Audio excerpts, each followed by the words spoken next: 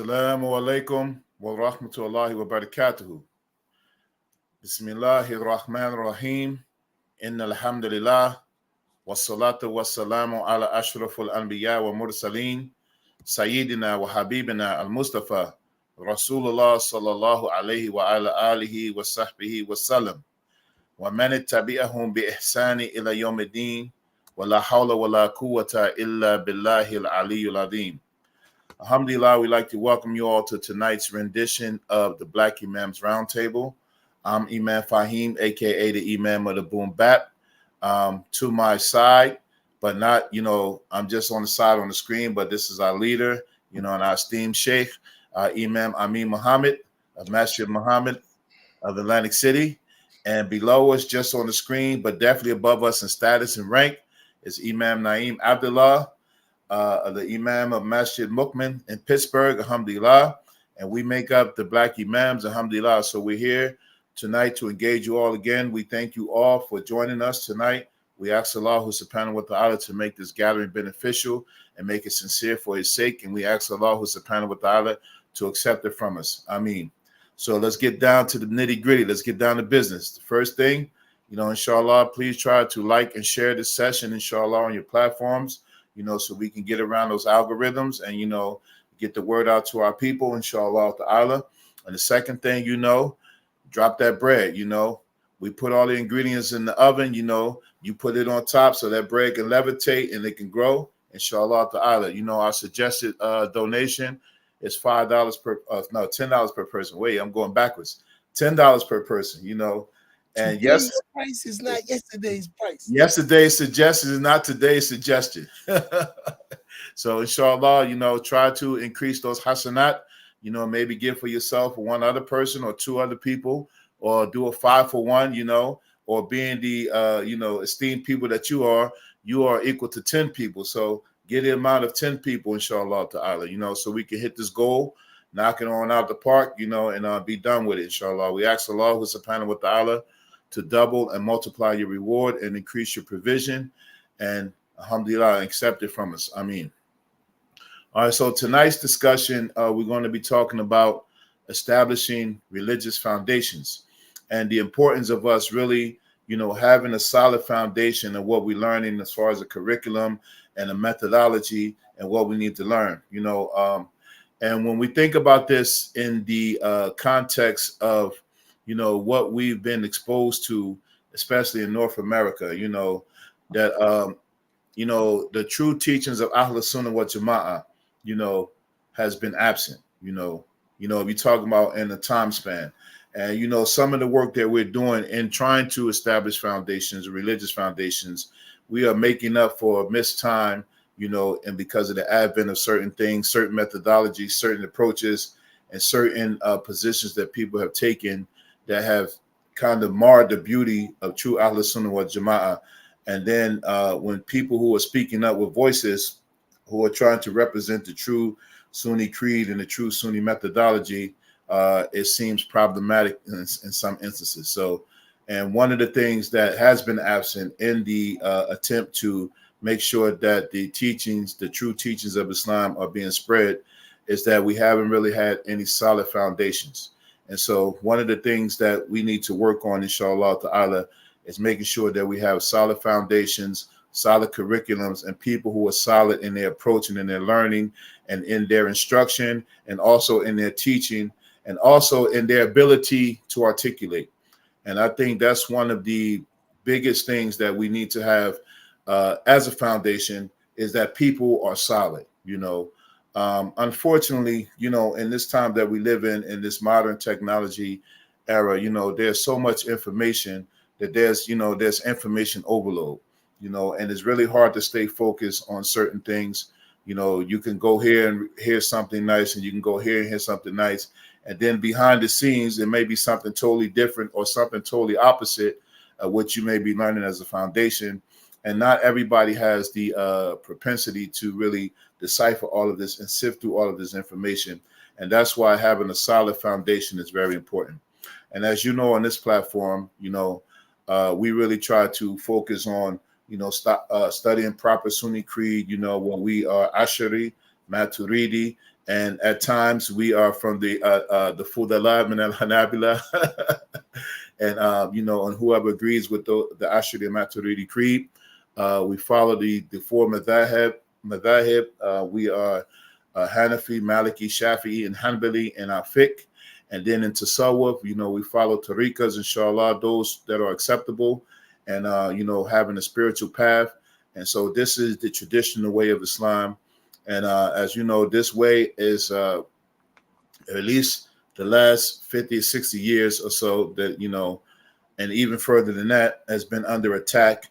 And now that when it's coming around again, where it's out in the open, where people can have access to proper Sunni creed, it is being mixed with a lot of things that are polluting it, or things that are shined up. What they say, it's something shined up, excrement. I can't think of the word. I forgot how the statement go, but there are a lot of people who are shining up stuff, but it's not really a shiny thing. It's not something valuable. And so this is going to be the crux of the discussion tonight: the importance of establishing religious foundations and having solid foundations, and continuing to spread the proper Sunni creed. So that was my opening today. I know it's very short. I was tasked with going to the store, and these two, when they send you to the store, they send you with barely enough. Like on Friday, this ain't enough. Make it enough. So I only had a little bit to go to the store with, so I got what I could, and alhamdulillah. So I turn it over to our beloved Imam Naeem, inshallah ta'ala.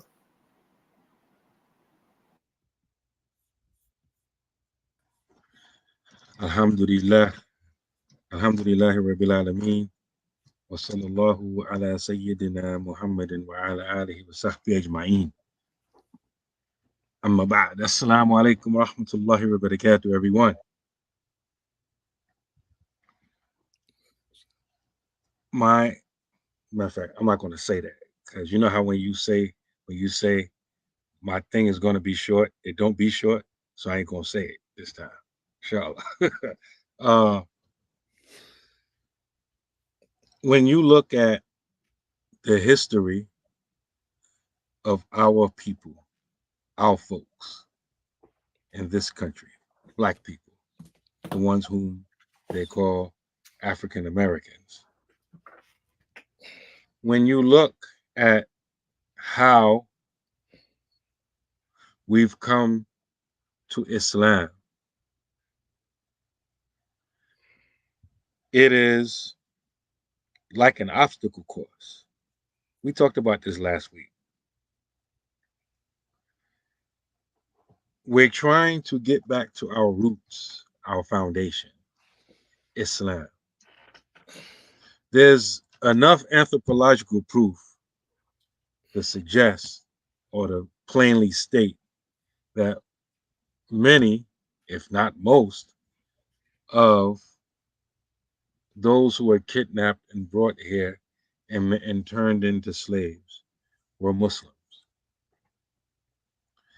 If we don't agree with the term many or most, I think we should all be able to agree that the low percentages that the academics give for the percentage of Muslims, the high number would be like 20-something%. I think we can all agree, if you know anything about the history, that that's a low number. Their high number is actually low. And as I've said many times, I personally believe that being Muslim, Islam, is in Black folks' DNA.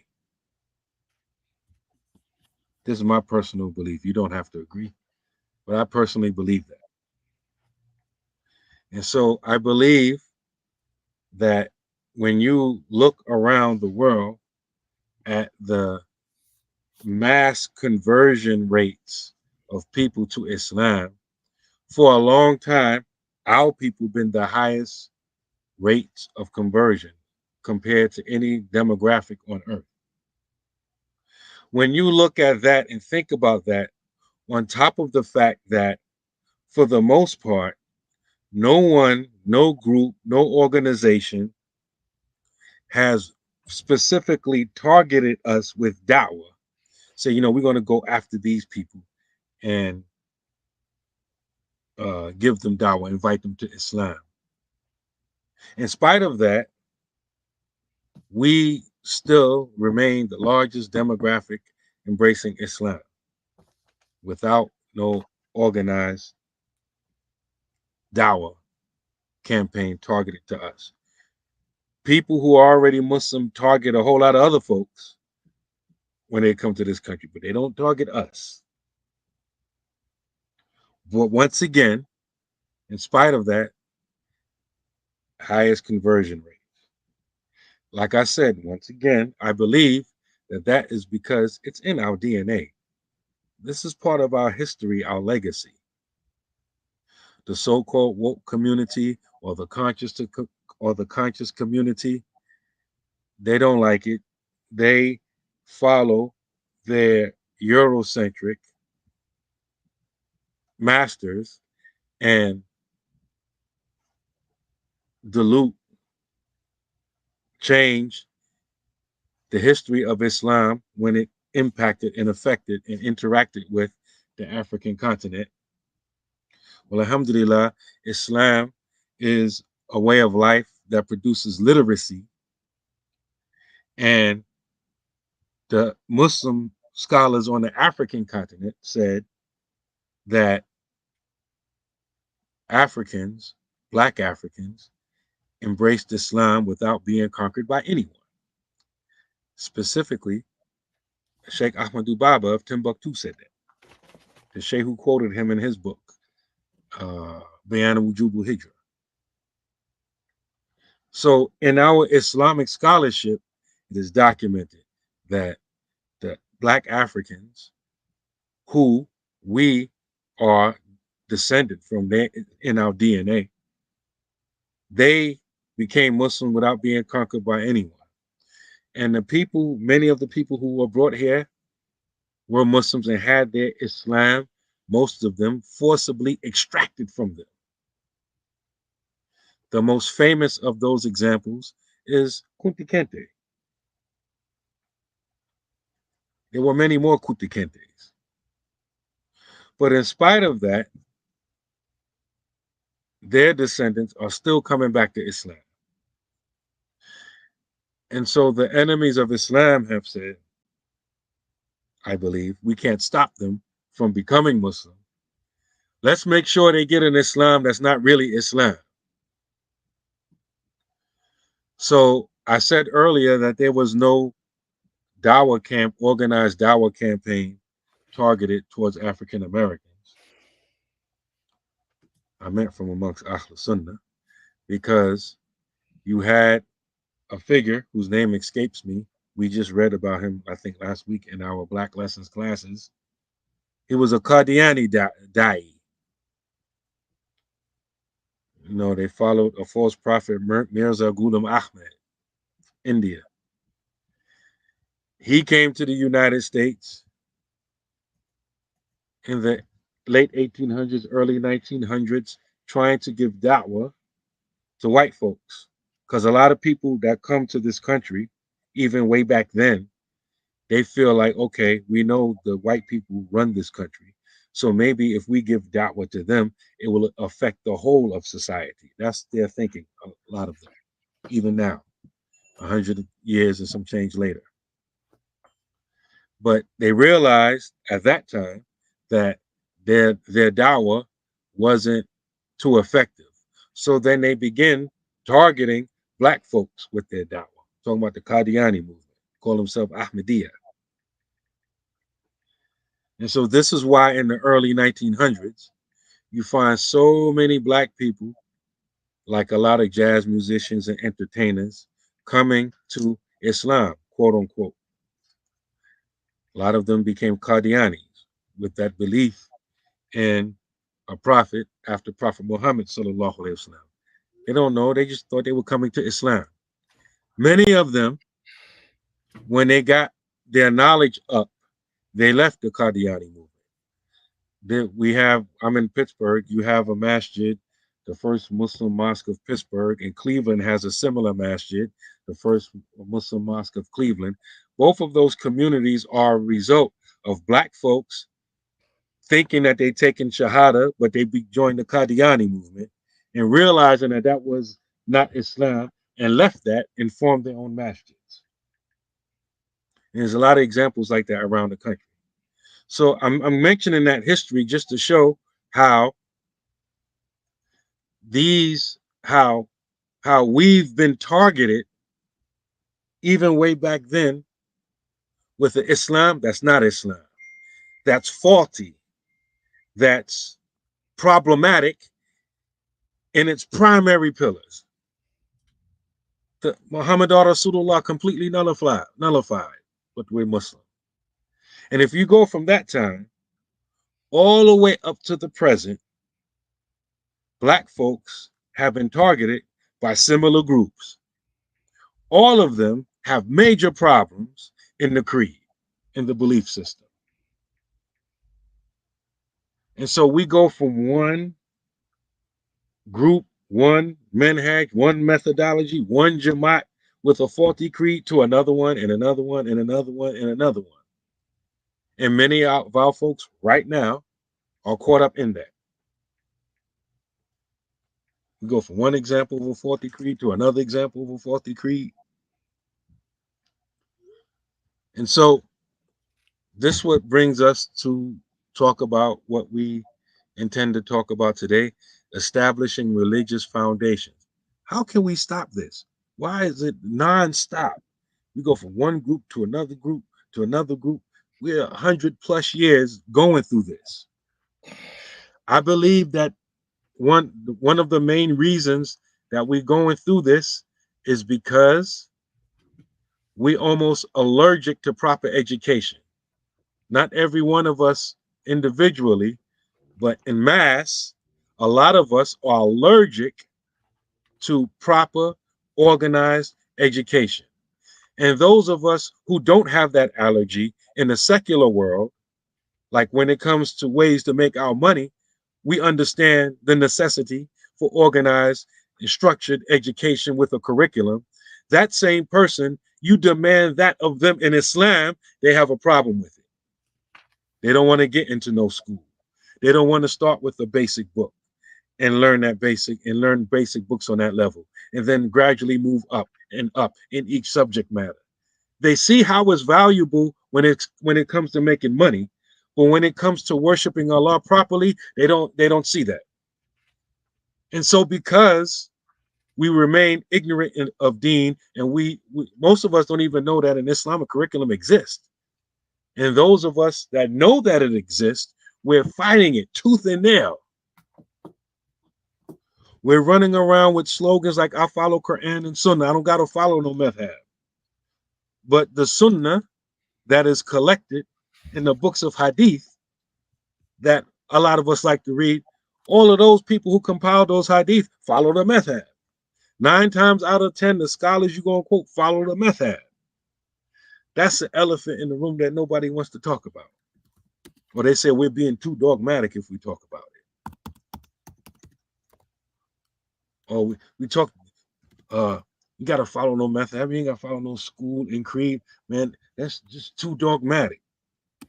9 times out of 10, all of the classical scholars you go and quote had a school in creed and had a school in fiqh. And you quote them saying the opposite. But I'm going to stop right now. I'm going to pause because I know Imam Otis is trying to drive this truck in a certain way. I don't want to make sure I get off too much. So I'm going to, pass it to him, inshallah. I don't want to drive off on a dirt road. Hey, Imam, Amin, before you go, I got something I want to add, and it just really warmed my heart. So yesterday I was at a program.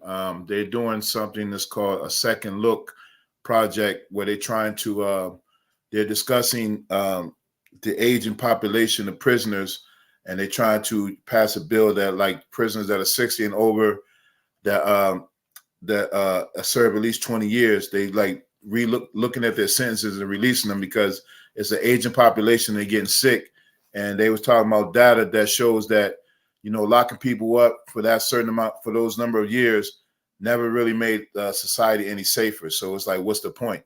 And so they're trying to pass this bill, right? So I was invited to be there as a panelist as a faith-based group. So I was with a couple of reverends and stuff like that.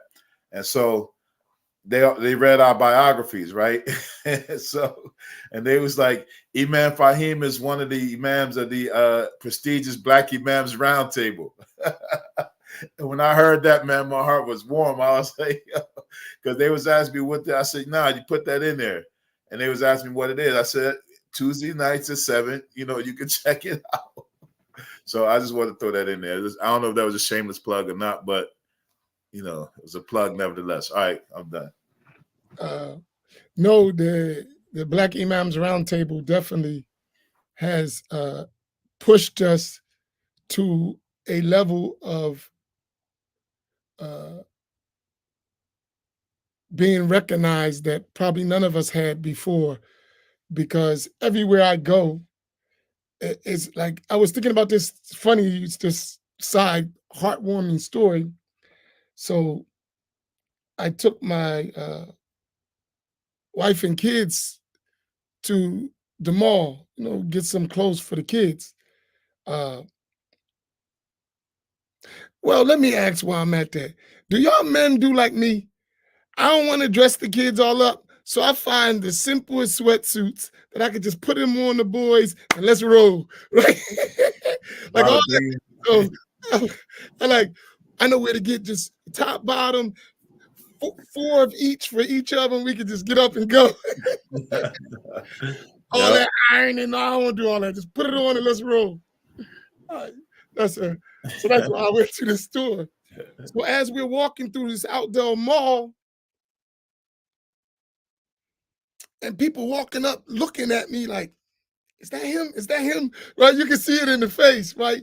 Assalamu alaikum, you. And my wife was like, he can't go nowhere without people. And I was thinking, I said, man, you better start getting some bodyguards. You walking around and everybody know you, that might not all be good. So get the ops who get tired of you talking about you, Ashari. Yeah, so I know the feeling, mashallah. But Bismillahir Rahmanir Rahim, Alhamdulillahi Rabbil Alameen, Wassalatu wassalamu ala Rasulillah. Assalamu alaikum wa rahmatullahi ta'ala wa barakatuh. So before we get started, let me remind everyone, because reminding us will benefit us.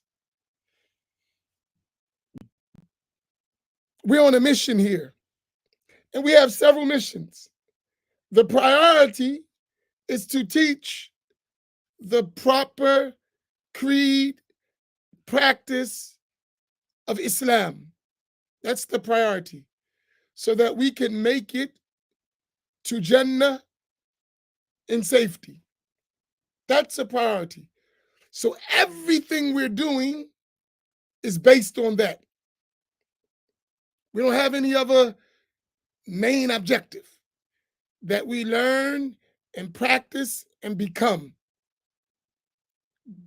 good Muslims, pious people who worship Allah Tabaraka wa Ta'ala sincerely. That's what we're about. But to do that, we need tools, we need access, we need resources. And among those resources, we need financial support for what we're trying to do. It costs money, right? Nothing we get, somebody doesn't have to pay for. Now, who's paying for it is a different story, but it always has to be paid for. So when we tell you that we need your support, we mean just that we need your support. To do the work, if we really want to do it, we need financial support. Can't do it by yourself. None of us have M's behind our names or in our bank accounts. At least we don't. And if they do, they being real stingy and not sharing. So I don't know if these two guys got some M's and maybe a few B's. I don't know. But they need to be sharing. I ain't got nothing, man. So since that's not the case, we need your support. And listen, I want to say something to y'all. Don't be shy to make this platform that it does have M's. Just make sure we do the M's worth of work, right? Don't make our institutions not well financed so they can't do the work we want done. Think of it like that. Imagine what we could do if we were in that position. Of course, Allah will where you're going to be, but Allah also ordered you to work and to put in the effort, jahid to shahid. But you can't just say, I want mushahada and you're not willing to do no mujahada. Part of this is all a part of the process. And everyone has to do it. No one's free from it. Anyone who works in this field has to do the same thing. We're just targeting different people and talking to different people, but it's the same stuff, right? Everyone fundraises. And we shouldn't feel that when we have to fundraise, we're begging. No, we're fundraising like everybody else because they got something they're trying to do. We got something we're trying to do, and they don't have enough resources to do what they want to do, so they fundraise. We don't have enough resources to do what we need to do, so we fundraise. So we are a part of that. So don't hesitate to do this work because all of us have a point. So with that being said, you know what we're aiming at, and that's the minimum. That doesn't entail where we need to be. That's just, let's do this base minimum so we can survive in doing the work. We could get it done. We could do something. But we need to do more, especially when we talk about this topic, which is establishing religious foundations, and I would like to say firm religious foundations. There is a verse in the Quran in Surah Al-Mulk, which is the 67th chapter, the 10th verse of the Quran. Surah number 67, verse number 10. Allah subhanahu wa ta'ala mentioned in that verse, وَقَالُوا لَوْ كُنَّا نَسْمَعُ أَوْ نَعْقِلُ مَا كُنَّا فِي أَصْحَابِ السَّعِيرِ. Allah mentions in this verse, and they will say, they said, had we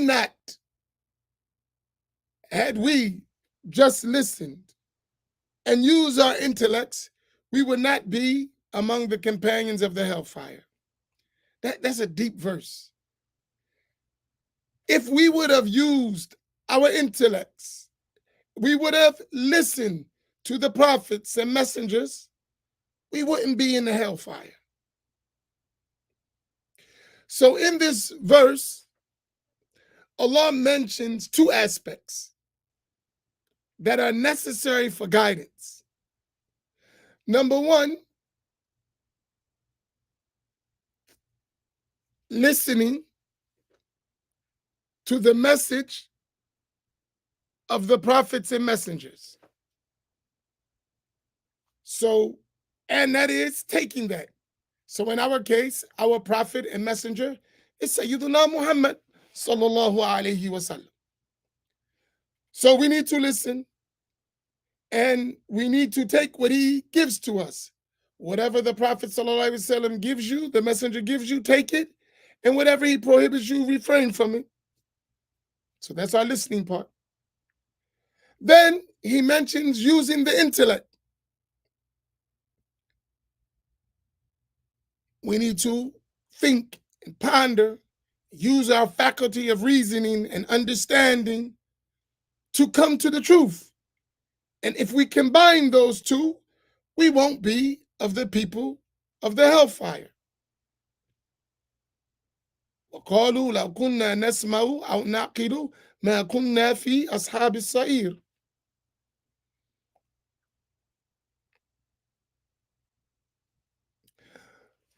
So when I'm thinking about these firm foundations,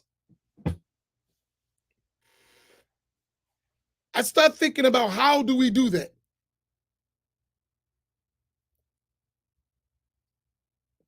And there are several levels to this, and I'm going to try to touch on them without being long-winded, but it's going to take a little explanation.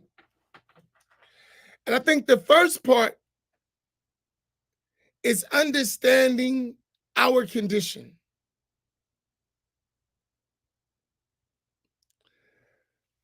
Most of us, and I'm going to go out on a limb, I would say the vast majority of us have not had an equal, accessible, classical Islamic education. The vast majority of us have not received an equal, accessible, classical Islamic education. The vast majority of us. The vast majority of us, how did we get to Islam? By circumstances, influence,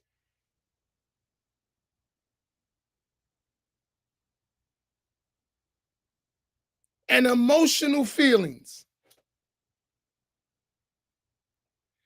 In other words, sometimes we were in certain circumstances that pointed us that Islam is good for us. So because of the circumstance, we became a Muslim. These were the circumstances. This was about Islam, and my circumstance was this, I became a Muslim. Sometimes through relationships, my family member, my friend, I like them, Islam been doing good for them, I became a Muslim. And then sometimes it was an emotional attachment to certain stuff. Like for me, what drove me towards Islam was that black man, white man's the devil, that type of emotional, I'm tired of these white folks. That's right, I'm gonna be a Muslim, right? Different ways. Very few of us studied Islam and then became a Muslim. Like critically studied, evaluated Islam compared to something else, researched, did some, most of us didn't do that, right? So therefore, the Islam that we receive was in the amount of the reasons why we embraced Islam.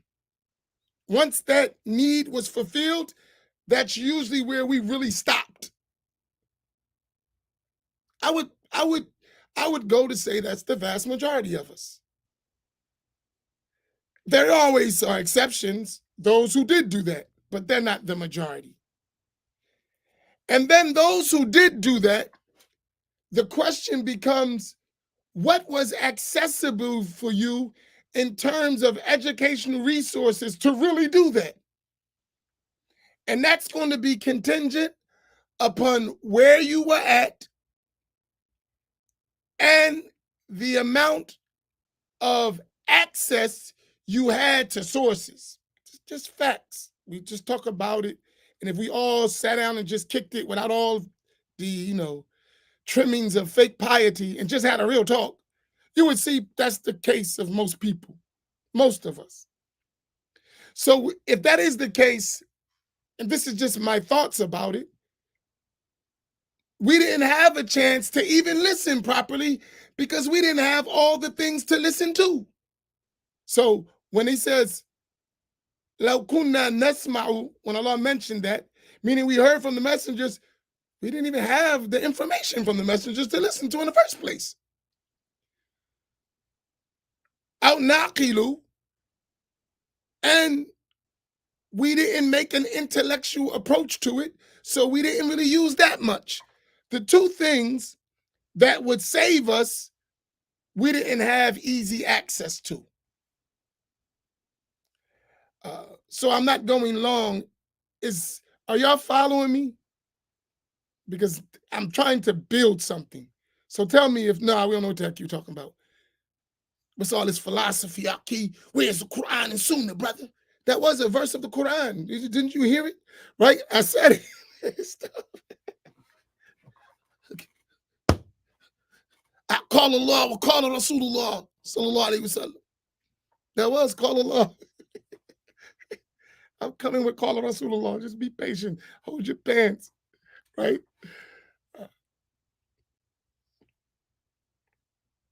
So, if we're going to really be honest with ourselves, we need to go back and get what we missed when we became Muslim, right? We need to actually have a do-over, not becoming Muslim again, but our methodology by which we learned about Islam, we need a do-over.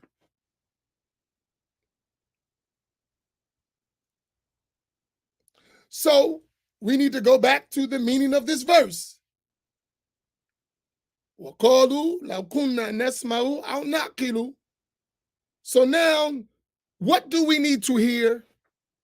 What are the primary foundational sources by which we learn Islam? And then once we have that, how do we use our intellects to understand what we heard? That should be a job for all of us. So that means that I have to ensure, first and foremost, that what I'm hearing is Islam. And I have to use my intellect to ensure that. Some things would be simple if we combine these two. Like, for instance,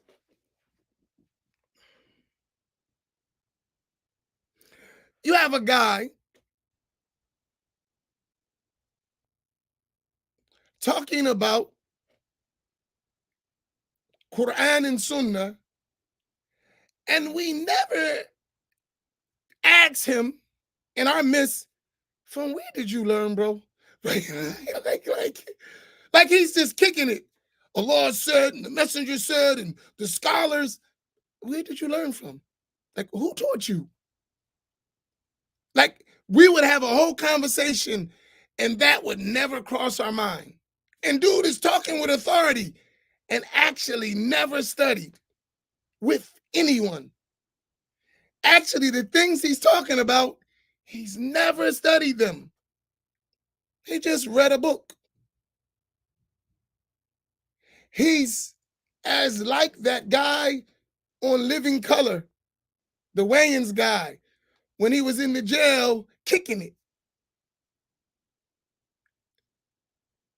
I don't know the big old words he was using, right? But go ahead, Imam Faheem. How did it go? To circumvent, circumcise the flatulence of the ejaculation.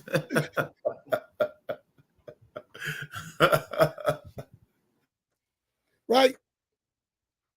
So, but we'll watch that. And the person telling something, yo, give me your dalil. This person doesn't even know what a dalil is. Like, give me your dalil. You don't even know what a dalil is, bro. Like, not putting you down, you don't. You are equivalent to my 4-year-old or my 2-year-old saying they're gonna make a gourmet dinner. Like it's equal. And I'm saying that not to be sarcastic. I'm just talking about if we use our mind, like this guy never studied. So how you become an authority? Like, but in everything else, we look for qualifications, right? We at least check where you learn from. Even if you was failing where you learned from, at least you went somewhere to learn. You did do something, right?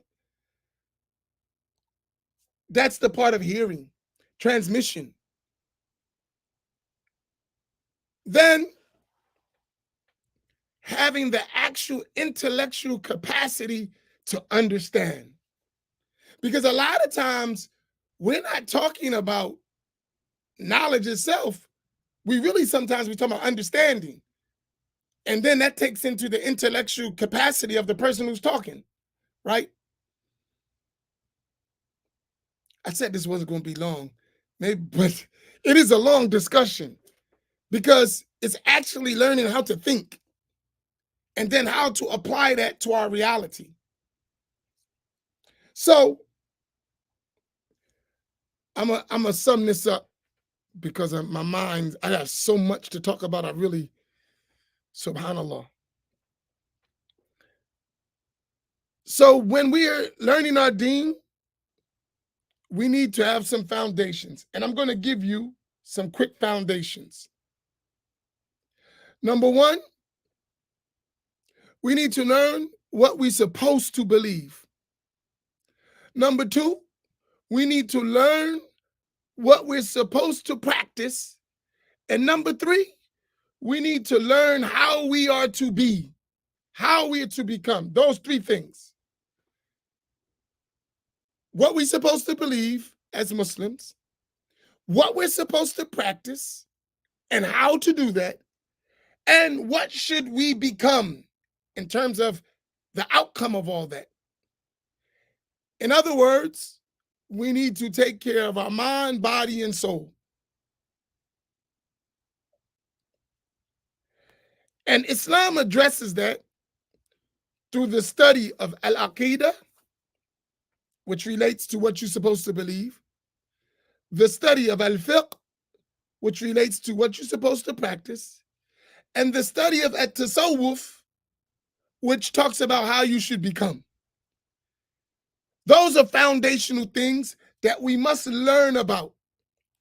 And all the other sciences in the religion are aids to helping you do that successfully, right? So I'm going to come back and build on that. So when we're talking about foundations, we want to get those foundations right, which collectively we've never done. That's why and there's a reason why, but we'll discuss that. But these things we must get right. And the answer to that is knowledge and practice. These are established foundational principles in our religion that every Muslim must know. From the time of the Prophet ﷺ to our day, even before they receive the technical term. So if you don't like Aqidah, Fiqh, and Tasawwuf, you do know we have to believe and practice and become, right? So let us start there as a foundational point, and I'll come back and expound on that.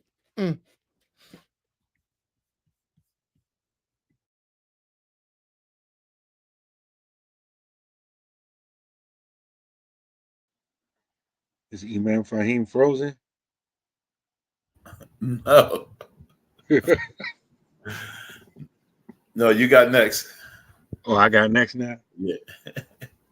I don't know about you all, but when Imam Amin was just speaking, you know what I was hearing? I was hearing Hadith Jibril when he was the last things he said.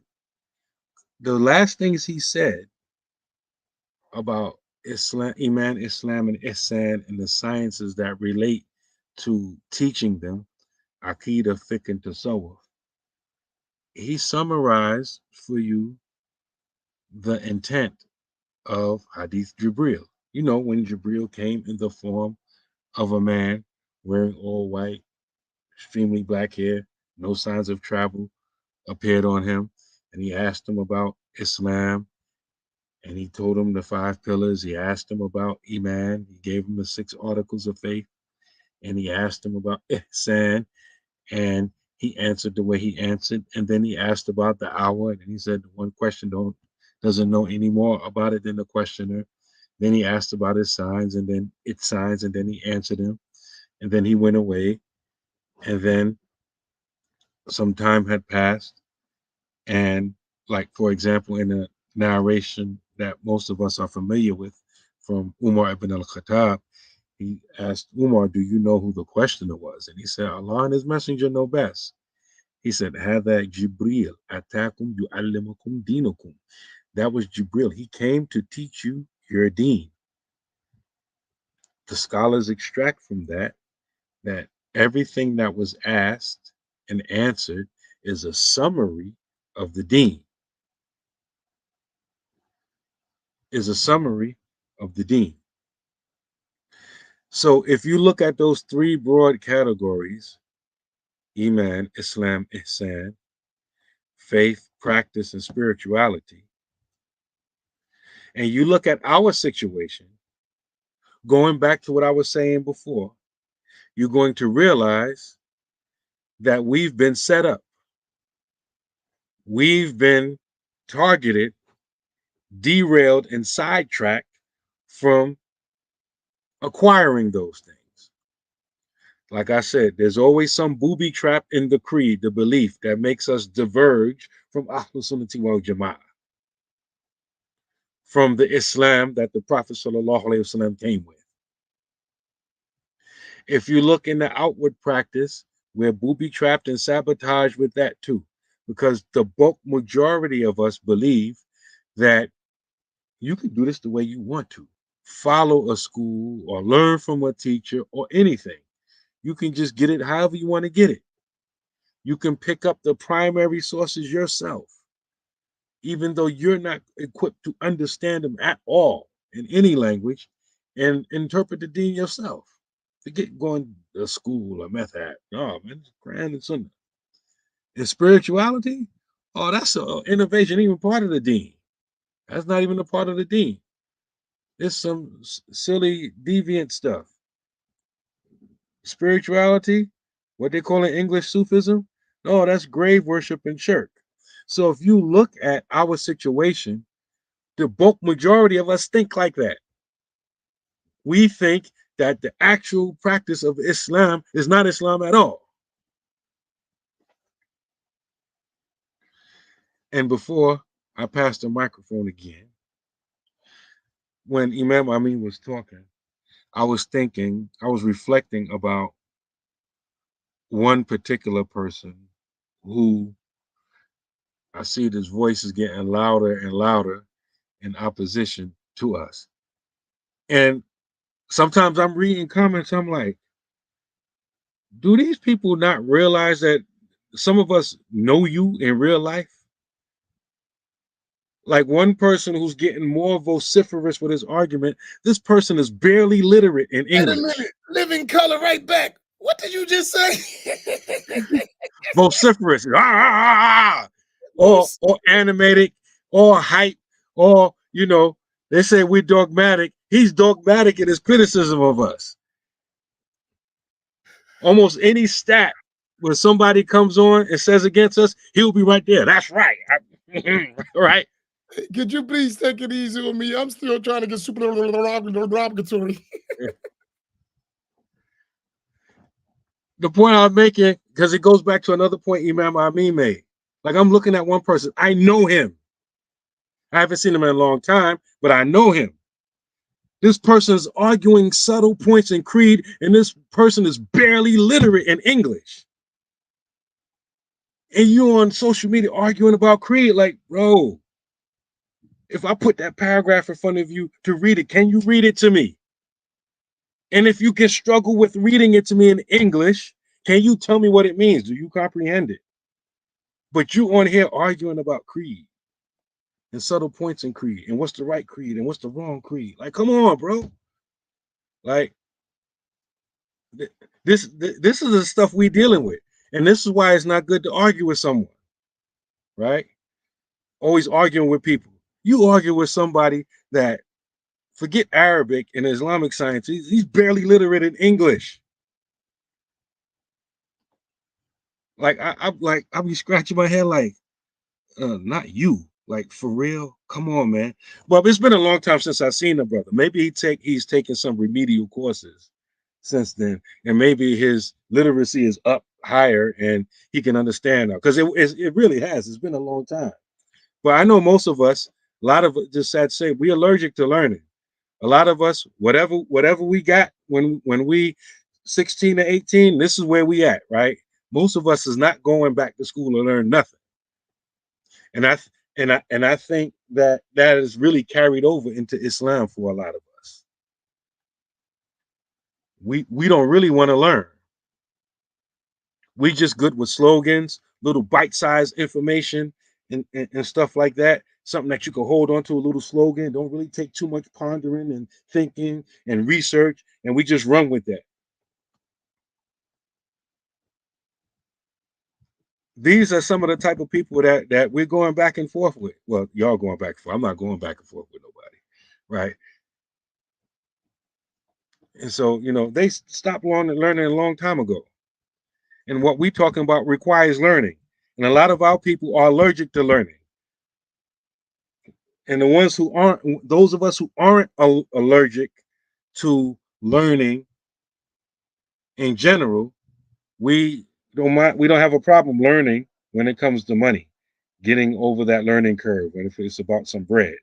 When it comes to the deen, now, nah, man, what I got is already good, man. What you talking about? Learn something, man.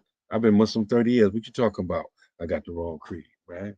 Y'all got the wrong creed with this new stuff. Was Umar ibn al-Khattab, Umar ibn Khattab, was he Maliki? Was Ibn Abbas Ashari? This is the type of questions you get. This the level we're dealing with. Think about that. People are really saying that, and they saying it like boldly, arrogantly, like, like I just made an intellectual point here. Listen, was Umar Maliki?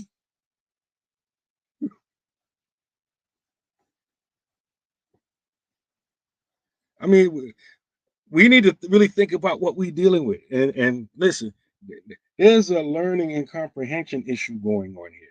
It ain't really got nothing to do with deen. They're just hiding that.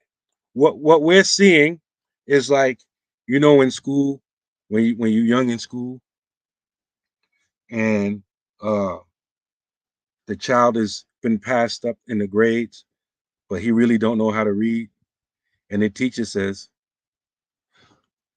"Okay, Jeffrey," like Jeffrey been acting up in class because he's not interested. His mind is someplace else, and so he's disrupting the class. And so the teacher says, "Okay, Jeffrey, why don't you read for us? Pick up from page 10. I want to read, right? No, you had a lot to say. Why don't you read? I hate this class. And he turns over the chair and he leaves, right? This is what we're dealing with in Islam. We're dealing with that in Islam right now. People cutting up in class, and when put the spotlight on, I want to read. You talking all that trash in the comments and stuff. You got to be no Ashley. You got to follow no method. Go in all of the sisters' inbox talking trash. Everything hard on the sisters, right? Hey, bro, why don't you come on live with us? I'll send you the code. I want to come on live. Right? This is what we deal with here. It's the same thing. I'm sorry, Imam. Go ahead. One fish, two fish, red fish, blue fish. The Honorable Elijah Muhammad Ali, float like a butterfly, sting like a bee. Oh man, yeah, this is very important. I've seen something that my Ustad, Brother Issa Bey, posted something. It's very important. Many people have to realize that learning from teacher to student is the sunnah. And we live in an age now where people think they just can pick up books and read things for themselves. And this whole kind of Western thinking that you have to be, independent, you have to know all of this thing, you have to be fully informed about everything that you encounter. And sometimes we bring this into the deen when it should be the opposite. You should be humble, be humble enough to know that you don't know. And there's an ocean of knowledge that you can learn if you just start at the bottom. And many times we've been in our culture, starting at the bottom is like, it's like too low for us. When we know daggone well, in a lot of cases, we need to start with them remedial courses. We know daggone well we should not be reading some books that we can't barely put together a sentence structure. We don't know a noun from a verb to a prepositional phrase, and now we're talking all of these articulate points of creed, and so, and this is one of the things that we're trying to do, because, when we talk about a foundation, this family that we have here, the 3453 family, it is really a foundation that we built, at least on this part of it, and then we're trying to develop it further, to get our people well established. Because our people, Imam Naeem was mentioning a lot of good points about the history of us learning and us being adverse to really like learning properly, and just imagine becoming a Muslim and already having, sound intellect. You've been through school, you might have been a straight A student, you read books and stuff like that. And now you got to come and learn things that are basically the ABCs again, that are basically the ABCs. And that's a very humbling experience, for someone to correct you. And in your mind, like, I understand, I know, but you really don't, and you have to come to terms with that you don't know. Islam is the first order of business is, what is obligatory on the mukallaf is ma'rifah. You have to learn who Allah is, even after you already, said that you were a Muslim, you believe in Allah, but you never learned this traditional learning. We just picked up books, and just think about it. Many of us became Muslim. Somebody handed us a Quran, and for some of us, older Muslim, they handed us a book, that was from, printed in Pakistan and stuff like that. And, we read mostly Hanafi fiqh and stuff like that. And, and we had to do it on our own. And we didn't really have, a strong foundation of student, teacher, teacher to student, teacher to student, and making sure that we know the information. And so we've been out here on our own. And then as it starts to change, right, then there's things develop that people didn't really care about us learning no more. Muslims coming along and they looking at us as charity cases. How many people have really invested into, the Black Muslim community in a way that helps to develop us, and that's why it's important for us to do it on our own. It's for us to take the helm and really teach our own, and, and just look, many places, we had to be a part of somebody else's program instead of them just, okay, you guys take the helm, we'll assist you, but you guys got the lead because you've had the lead all this time. We were the forerunners in Islam in this country, and a lot of that stuff is, being lost, and trying to bring this back.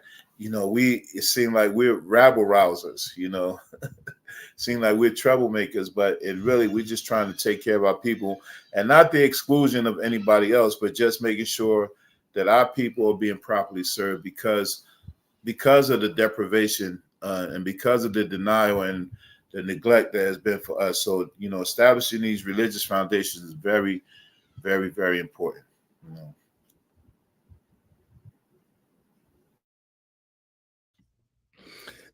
So, in continuing, and what I was mentioning, and these are many layers to what we're talking about. No. In the refrigerator. Oh, okay. It's sugar free. I'm working on my khidma service. You go do some khidma.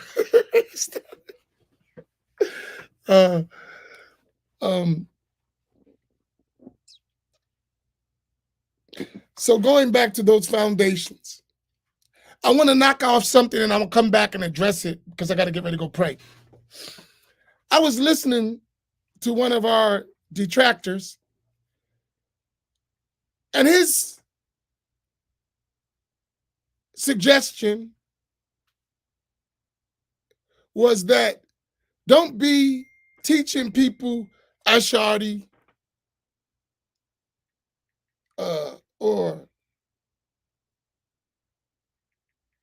or other than that. We got to join between everything, learn a little bit of this and learn some of that, and then it's all good. And I'm sitting there listening to this person. I'm like, I want to ask you a question. If I told you, and I would like an answer, see if our intellects are working. I said, I need you to go learn medicine from a qualified medical doctor and a patient in the insane asylum. And I need you to go get both of them and take their medical advice, and then, so you don't be sectarian. Who would accept that? And I mean that literally like that. Would anyone accept to take their medical advice from a skilled, trained physician and a person in the insane asylum?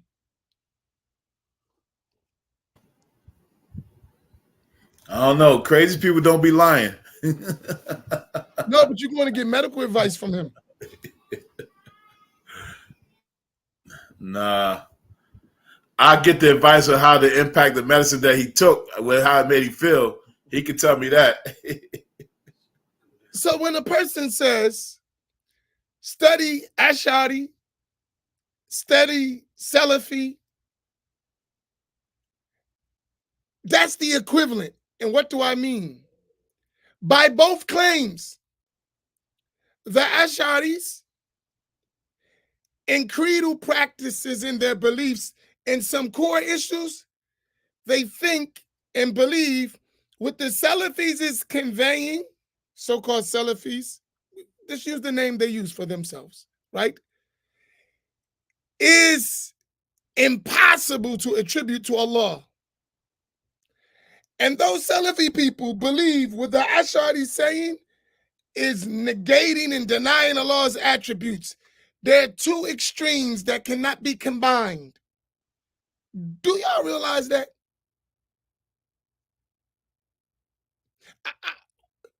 I want us to use our minds. Let's not for a minute, let's put aside right and wrong. Let's just put aside, let's just deal with known facts that are undisputable. Do you realize that both ends consider the belief of the other end as impossible to believe as a Muslim? Do you realize that? I'm talking about foundational.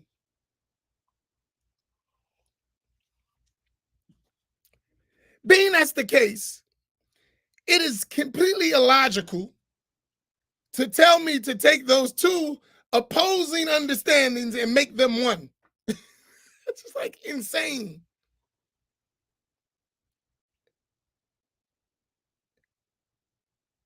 Do you realize that? It's like taking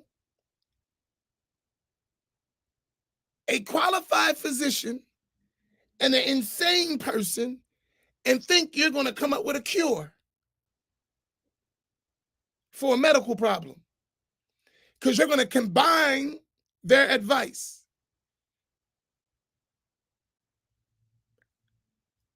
I'm not talking about foundational.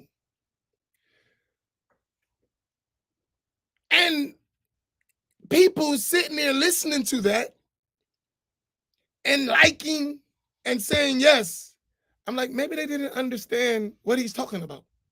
Right? Like, and maybe that's the problem. They really don't understand what he's talking about.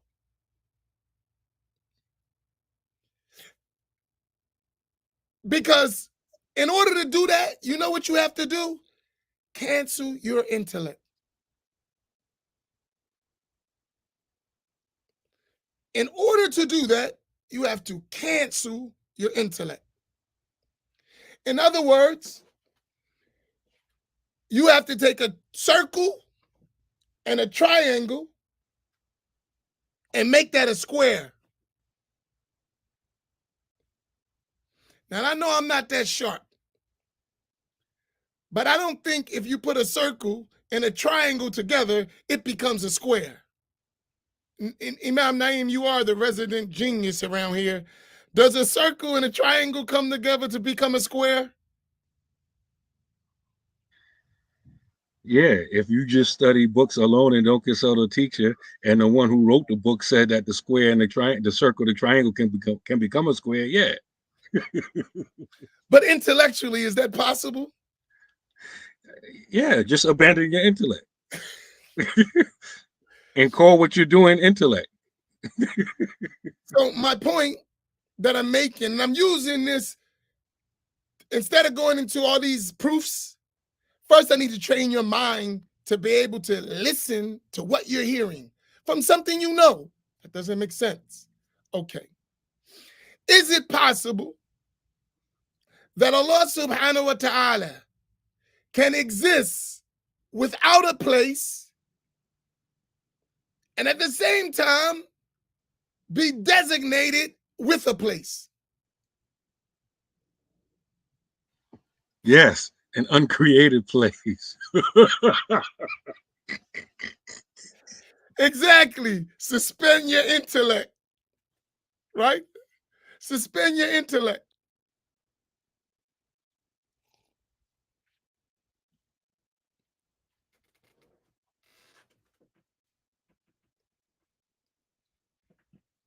So therefore, that thing cannot be combined. I'm mentioning that because that's what someone's selling us. And it's actually being sold to us as true understanding of Islam. This is the real way of the Salaf. The Salaf didn't have that crazy belief. Like, that's not the belief of the Salaf. No one in the Salaf believed that. They actually had an understanding. And our job is not to say you too stupid, so we're not going to have that conversation. We're just going to leave you ignorant and follow us without using your brains. It should be left to the scholars. Okay. Are you the scholars? Because you're saying we got to have that conversation not in front of the masses. You are a part of the masses. Did you forget? What are you talking about? So that means you shouldn't even be having a conversation if that's the case. No, you should leave it to the common people and, we privately discuss it as if you are the scholars. And if that's the case, do we ever say to ourselves, what are the qualifications for someone to be a scholar in Islam or in this field? You don't have to have everything. Even in the field, there are some prerequisite information that we should, do you have it for you to reserve the conversation to yourself while you're having the conversation publicly? Maybe we need a class in logic. Like, that doesn't make any logical sense whatsoever. You say we should have it privately. You're having it publicly. You're saying join complete opposites and make them one. Stuff don't make sense. And our religion, here's a rule, does not come with anything that the sound mind would reject. That's why it's mentioned in the verse, had we not used our intellects, because the intellect is an evidence for the validity of the sacred law. So we should just talk for a minute, have a real talk about our mind, about our intellects, and why they're important. Because when you suspend the intellect, what you have done is you've destroyed a pillar of the religion. Because now you can accept any old thing because you don't think anymore. You just become a blind follower without a mind.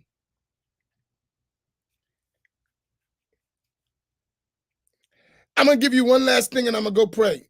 But I just want us to get our brains thinking, because if I have this conversation religiously without first getting us to use our minds, it's going to go right over our head and be back the same thing. So I want to ask you a question. How many of us became Muslims because there was something in the American culture that we rejected? And that's why we became Muslim. You? Talk back to me. Spanish man? No. Do y'all like Spanish or Latino? Which one? Either's fine. Either's fine. Okay. Spanish, Latino man. That's why you became a Muslim? A part of it? A part of it. Okay, good. So my Spanish brother who's sitting here with me, he said that's one of the reasons he became a Muslim. So it's a lot of me. There was something in the American culture or society that made you reject and you became a Muslim. Okay, that's most of us. I did, right? All right. Saudi Arabia, the country, Saudi Arabia, are they allies or adversaries of America?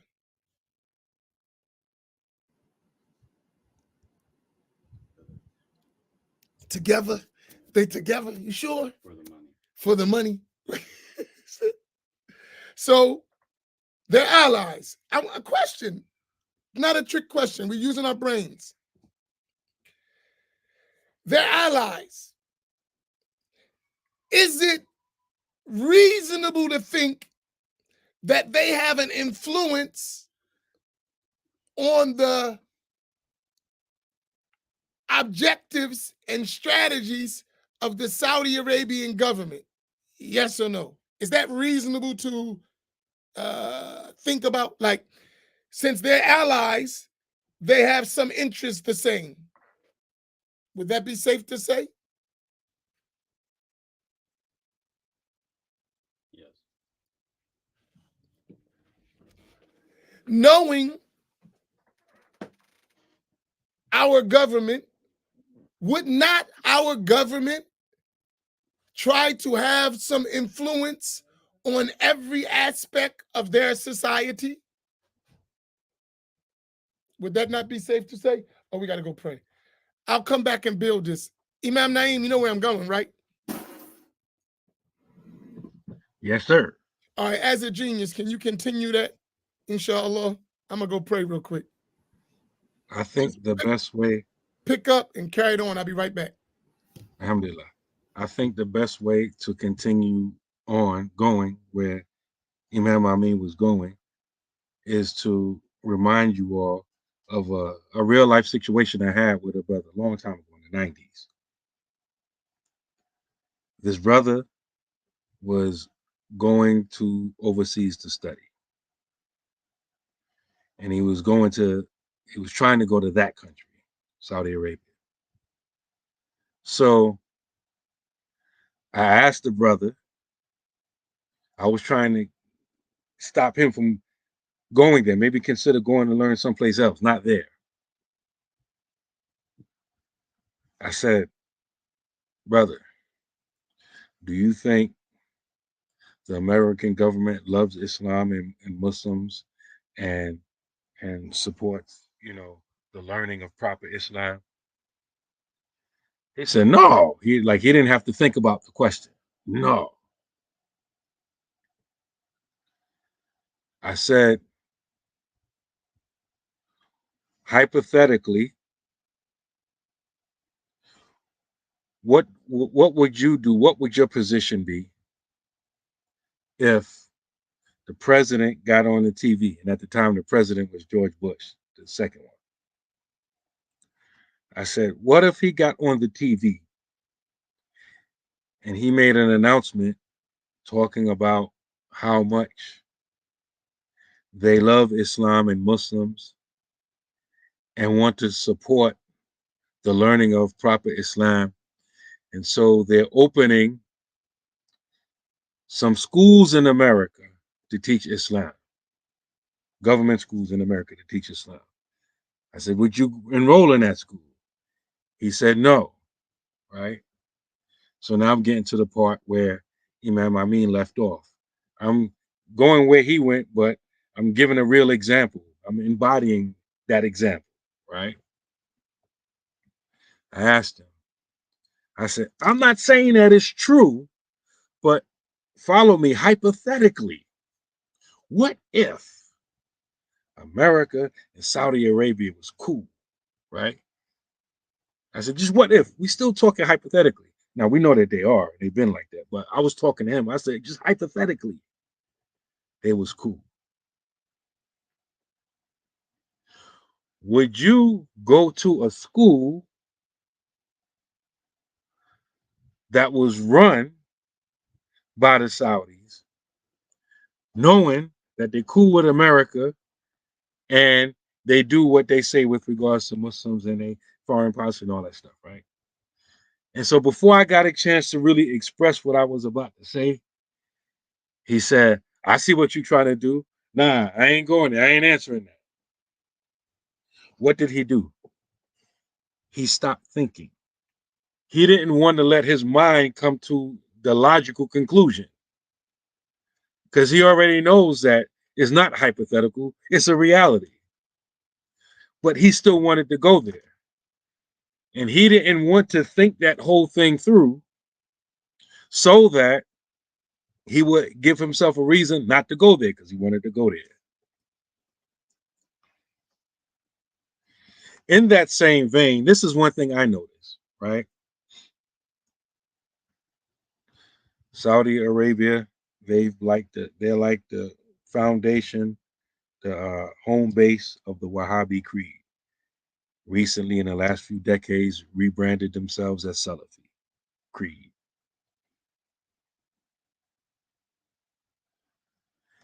And lost my train of thought that quick.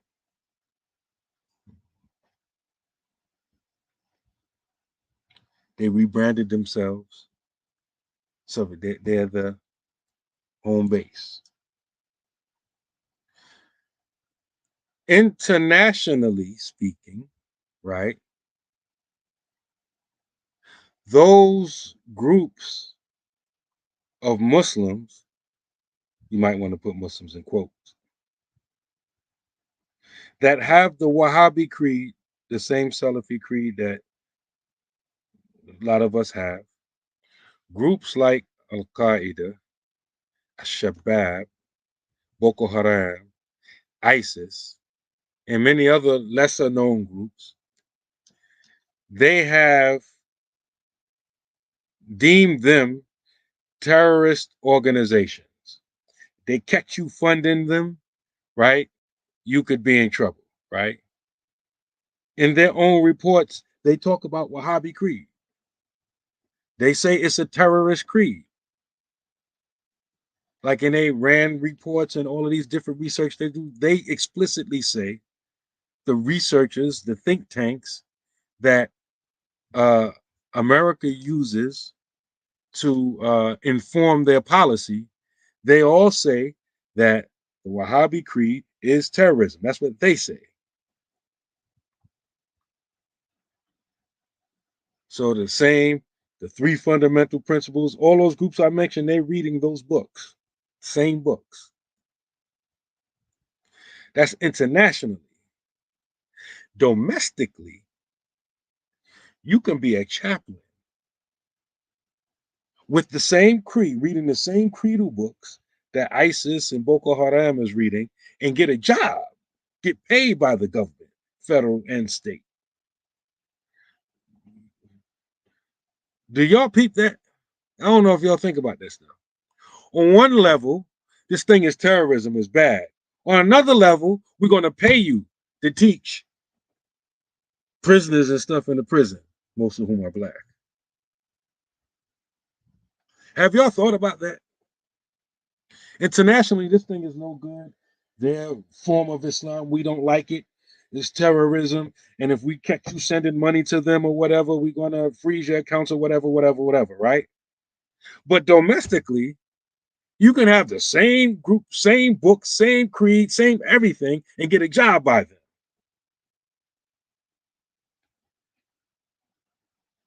That should tell you something. If you don't stop your intellect from working, they recognize this thing is bad, but they weaponized it against us. And most of us have fallen into it. So I don't know if you was hearing, but I was when you were what you were talking about. I actually had that experience with someone, and I gave an example how this person literally said, "I'm not going there. I'm not going to think this thing out because this would stop me from going to study there." But anyway, I'm sure you wanted to add some stuff to it.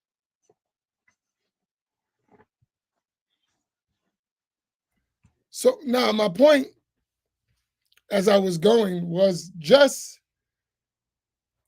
we had a roundtable earlier today in the Masjid, this roundtable. And we were really discussing some things. And what we discovered is we have to have conversations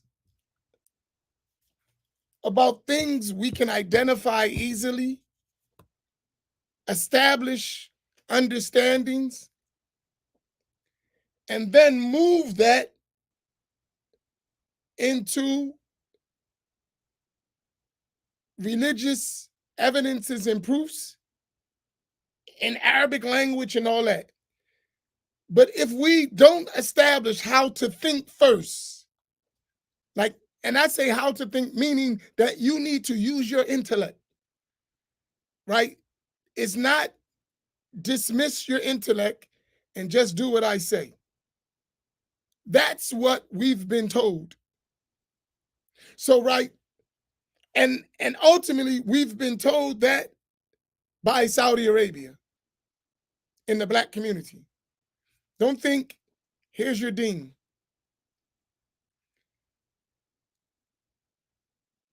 And now that's become the deen.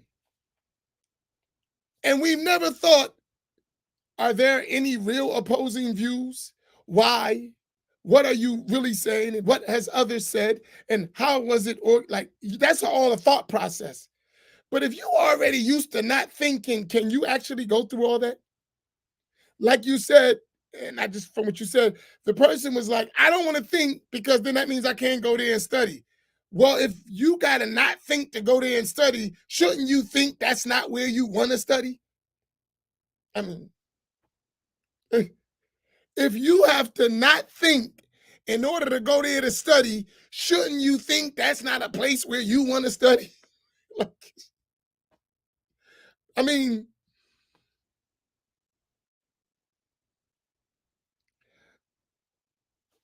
so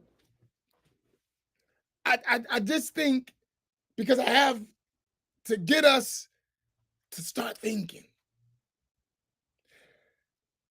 I remember one of our elders told us, and my father-in-law, Rahimahullah, he was the leader of that group that went to Saudi Arabia like 1974.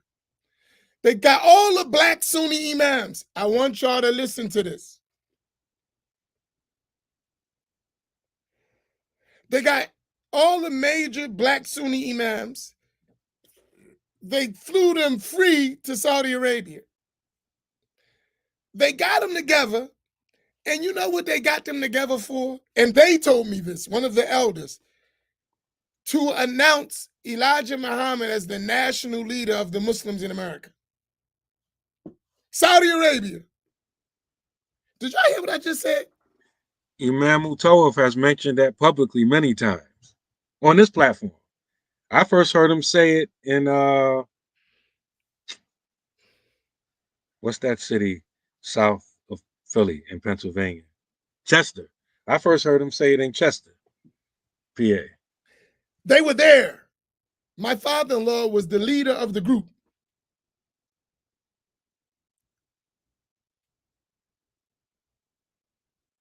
Now today, these are the leaders. And Bin Baz was among them, right? Now today, these same recruits come back and have all this stuff, but what their leaders said have all been forgotten.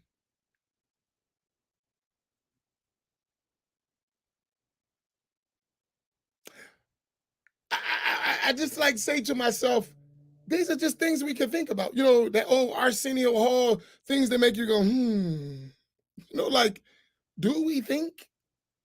Like, do we think?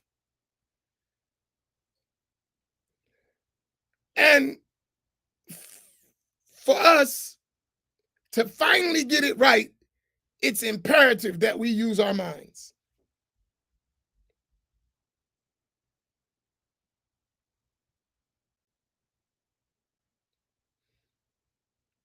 And we're still being indoctrinated by an ideology that's designed for a certain agenda. And it's been in our communities for 50, 60 years. And even when we know it, we still haven't thought our way out of it. It's something to really think about, right? But as you said, Imam Naeem, sometimes we don't want to think. Like, man, I didn't do all that, just keep it simple. Yeah, think. That's simple, isn't it? I mean, I know thinking can be complicated, but I need you to use your brain.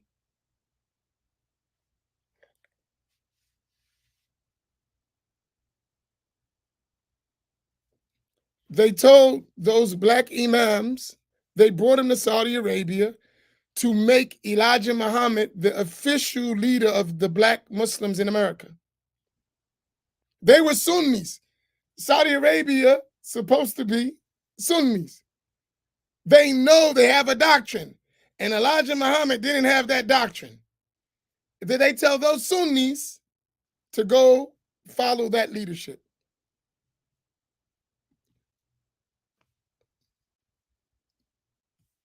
And no one thought to say, wait a minute, these people are not teaching us the right stuff. No one thought about that. They all walked away still carrying their convictions. No, seriously, to this day, if we be honest, now don't get offensive, just be honest, they still carry those doctrines. And they were direct witnesses of the corruption of those ideas. It still goes forward. This is true. I'm not like attacking. I'm just saying be honest, right? Let me give you an example.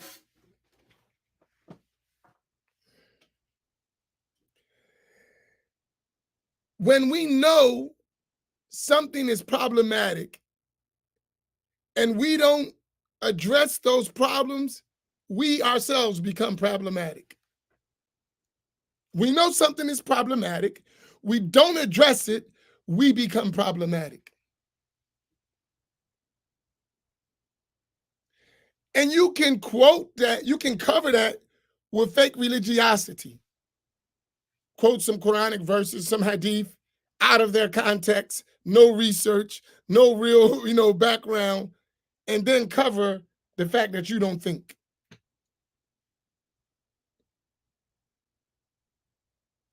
I think this is something that I'm gonna let y'all go because I gotta come back, because as I want to get to my point, I'm trying to get us past the point to realize that we haven't been thinking, right? So that we can begin to solve our problem, right?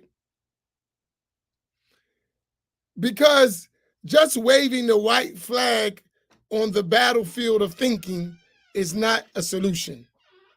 All right, just give it up. We all get along. We're just going to stop thinking and call it a day, right? And that's what people are calling us to do.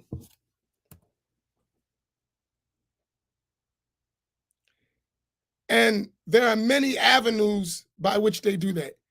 Now, when they dress that up, right, it makes it even more complicated. So I'll pause there. I lost my train of thought in the fact trying to get past the part that we're not thinking. Wait, I got one question, Imam. So are you telling me, I'll make sure that I'm hearing this, that all of those imams or people who went there and Saudi Arabia made this suggestion for Elijah Muhammad to be the leader of the Muslims in America, no one said, like, wait a minute, like... They did. They didn't do it, of course. No one. However, what I was saying, that after hearing that, how are you going to be the one that instruct me about my religion? You see my point? They sat with Bin Baz. They sat with not the dude that's a graduate from University of Medina. They sat with the rulers, the leaders, the king. Mm-hmm. They wasn't sitting with just anybody. They was sitting with the leaders among the scholars. And that was proposed to them.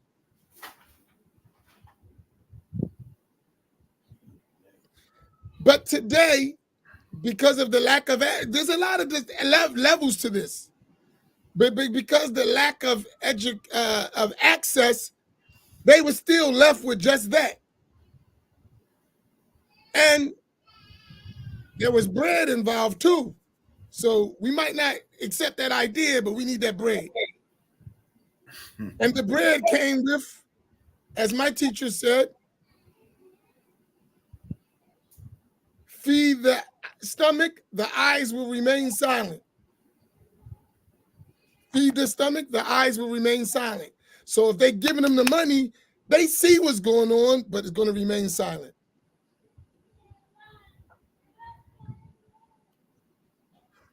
But we can't have a real intellectual discussion because emotion kicks in. Right? No one wants to feel tricked, even if they've been tricked. No one wants to feel tricked, even if they've been tricked. I'll give you this week, the last couple of days, I was listening to Dr. York tapes. Oh, no. No, seriously, I was. You relapsing, man. And I was listening to see what the heck was we listening to. And as I'm learning and I'm listening to this stuff, I'm like, this don't even make sense. But we wasn't using our intellect. We were just on black time. We was want to do something for our children. We was never listening to what was being told to us. To the extent, I don't even remember hearing most of the stuff. And I'm listening to this stuff now and I'm like, what the heck is this? But at the time, I was just on black time. And I'm quite sure everybody around me was on black time. We ain't know. And since some people like to jump out there, let me smack you back in your place. There was a time when they was walking around, some famous imam that you was following was talking about Allah is mine. So you weren't that far off now. So don't start putting your cock feathers out like you was on it. Y'all was out here tweaking, cuz. They talk about, Allah is mine and mine is Allah. And so don't think you were too far behind, right? We've all been hoodwinked, bamboozled, run astray. Now, tuck those feathers back in. That's right, we was on the Sunnah. I don't know what Sunnah you was on. Stop it. That's a deep point you made about being caught up in groups and ideologies like that. Because when you in it, you only hear what you in it for. You don't hear the crazy stuff. Right.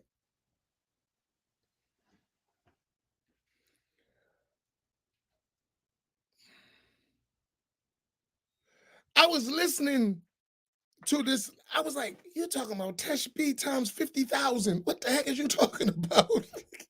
Right? Like, you're talking about anthropomorphism. Man, this is anthropomorphism beyond. But I never heard any of that. I heard it, but like you said, we was all caught up and we doing black stuff. It was quoted. We had the white garbs. We had Quran. We was reading Arabic. And we was never listening to what was being said. And guess what? We was repeating it.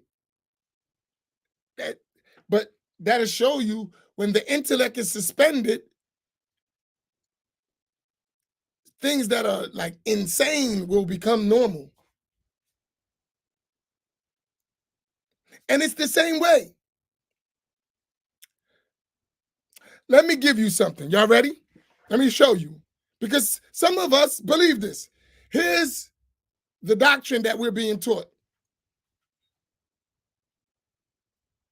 The heavens and the earth were non-existent. Allah created the heavens and the earth. And above the heavens and the earth and paradise is the throne.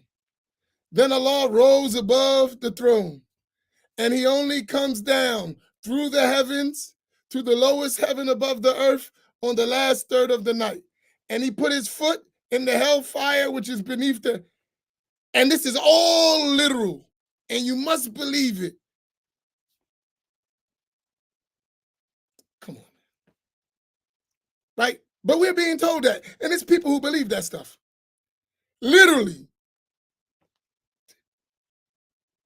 If you just thought about that for a minute, you would say, I don't believe that. Nah, but that's what you're telling us. You must believe that. No, not in the way we think.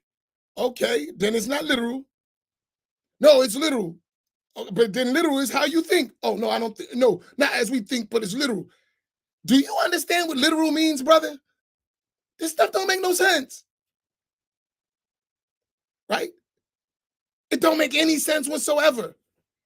None. That's why they tell you can't use your intellect. Right? Because it don't make sense.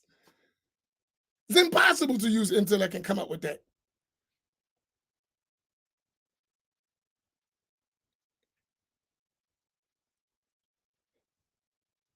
This stuff don't make no sense.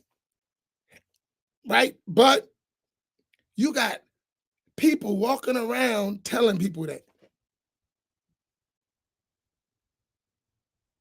And will argue with you about that.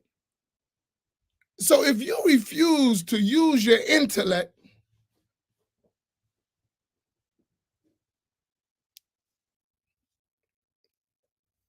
right, how are we going to tell you some advanced things that require your intellect? Do you understand my point? Like, you refuse to use your intellect at a basic level. How, when we talk about things that require you to use your intellect, you're not going to be able to do that? It's going to be very difficult, right?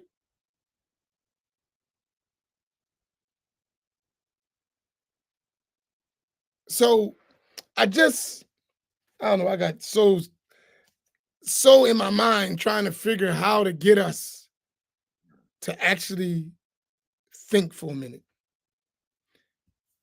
And that doesn't mean negating the text. It comes to understanding the text, which means you need to understand some more things, but you got to get your foundations right. So let's establish a foundation so I don't leave you all over the place. Whatever you imagine in your mind, Allah is different from that. Whatever you imagine in your mind, Allah is different from that. Take that as a foundational point. Its basis is in the Quran, لَيْسَ كَمِثْلِهِ شَيْءٍ وَلَمْ يَكُنْ لَهُ كُفُوًا أَحَدٌ. Nothing resembles him, and there's nothing like unto him. That's a base. That's a foundational point. Never forget that when you start talking about the correct belief in Allah. Do we got that point first? Never forget that.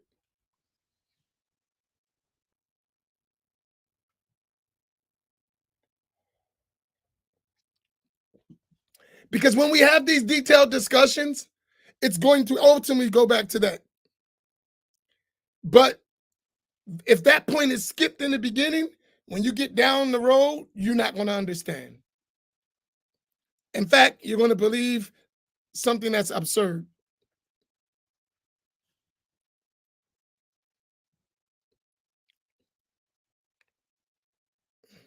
Let's take Imam Faheem. Can you I have so much to go. I'm gonna have to, y'all have to join me tomorrow. I'll go into this in more detail tomorrow morning, inshallah. Ain't that a way to bring all the people over to me? You Yeah, want more to come to my stuff right now? I wanted to go back. Well, there was a lot of stuff here to unpack, but yeah, I got lost in it all. I'll tell you the truth. Yeah, I wanted to go back for a second when we talking about the Salafis and how they've been established there.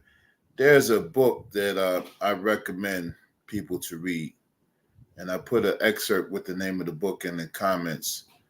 It's called the Call Inside the Global Saudi Religious Project.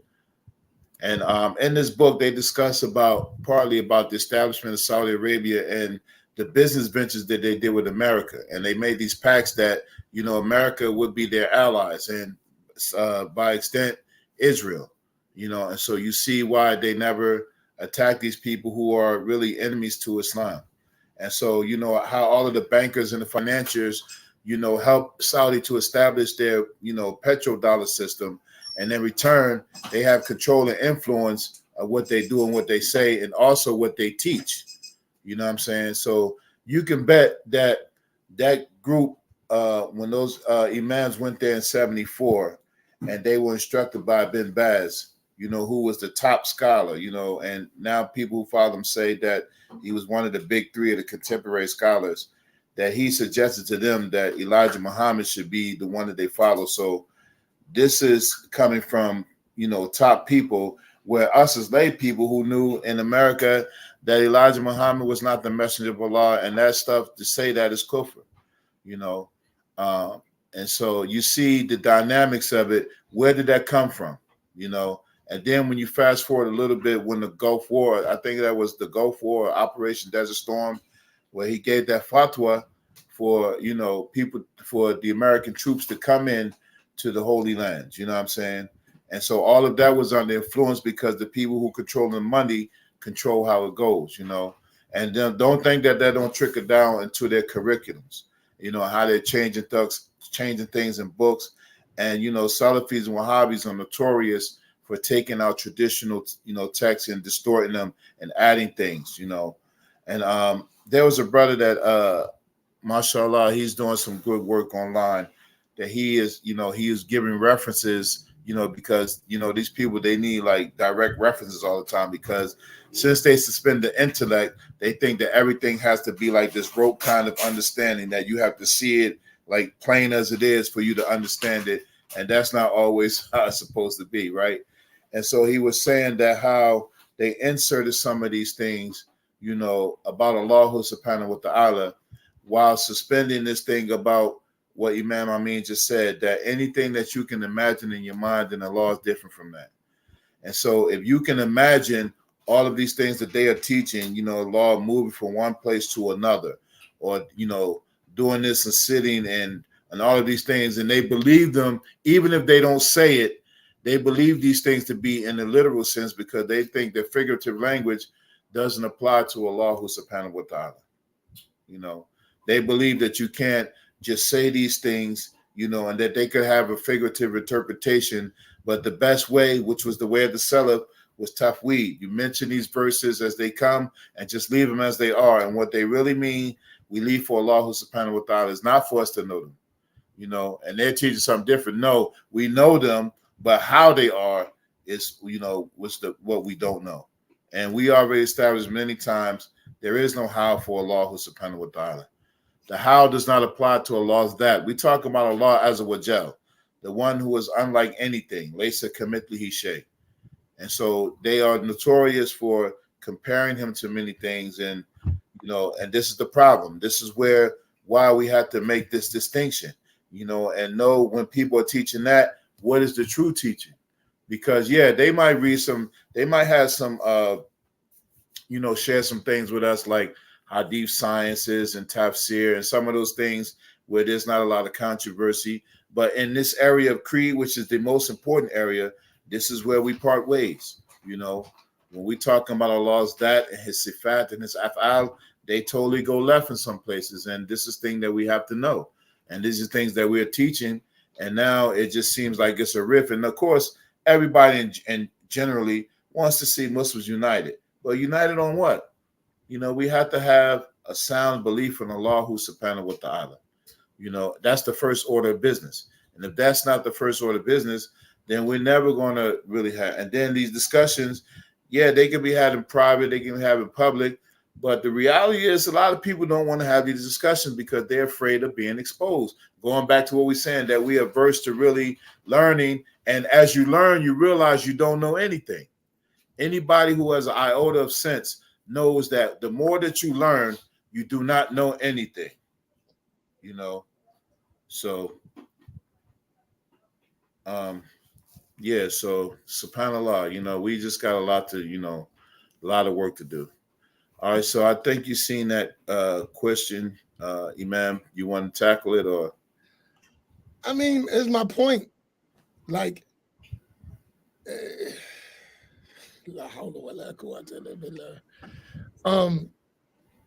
gotta have a lot of patience with us.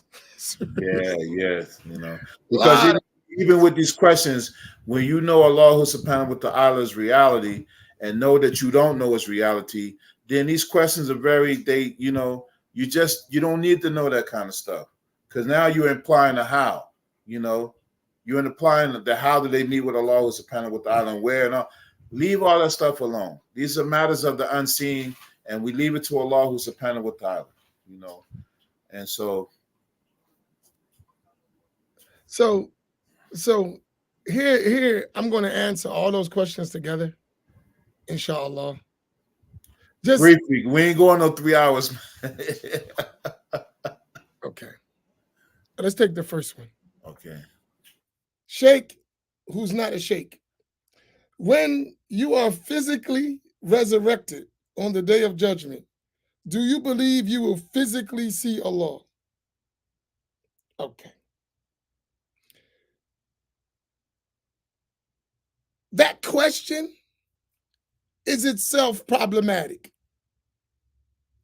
The way the question is worded and what you're trying to get out of it.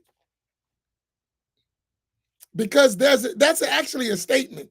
That's not a question. When you're asking about the person who is physically resurrected on the day of judgment and who will see something, that's one aspect.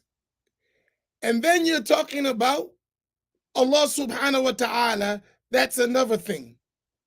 So every description of physicality relates to created things. So even if it's physical things related to creation, it has no effect on the creator. Nobody. Do you understand that? We're talking intellects, right? I want everyone to listen to that. So look at the question. If you're talking about the person who's being resurrected, standing on the day of judgment, seeing Allah, and you're describing it physically, you're talking about a creation, and these are attributes befitting to the creation. When you're talking about the creator, physically doesn't even come into the discussion, because the foundational base is Allah is not like anything you imagine. And things you imagine are physical, and Allah is not physical. So the discussion to Allah and you will never change. Is that clear? I'm just still helping the question. Is that part clear? As a foundation, we said establishing religious foundations. Do you understand the creation has no effect on the creator? Do we understand that part? Is that well understood? No, really. Is that well understood? So regardless of the characteristics or the attributes of the human being, they never transfer to the attributes and characteristics of Allah subhanahu wa ta'ala. Never. Is that clear? Once you understand that, your problem is solved. If you don't understand that, your problem gets worse. Do you understand that? If you understand that, the problem is solved. If you don't understand that, the problem gets worse because you don't even understand the basic foundations of Islamic belief. You actually imagine Allah subhanahu wa ta'ala, but you can't detail your imagination, and that's a problem. Do you understand that part? I want to take it step by step. I'm gonna give you, because we can talk about every other attribute through this. Are we clear on this for everyone? Now, let's rephrase this question. Imam Amin,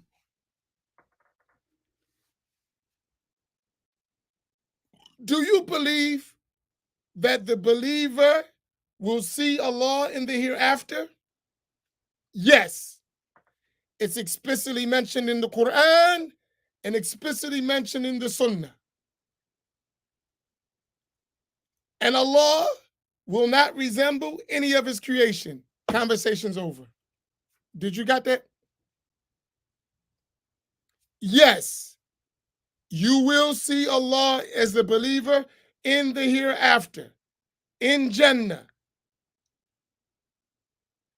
However, there is no resembling to Allah of any created thing. Full stop. That's the end of it. The text tells us we will see Allah. The text tells us Allah is not like his creation. All that physically stuff relate to created things, have no relation to Allah. Simple.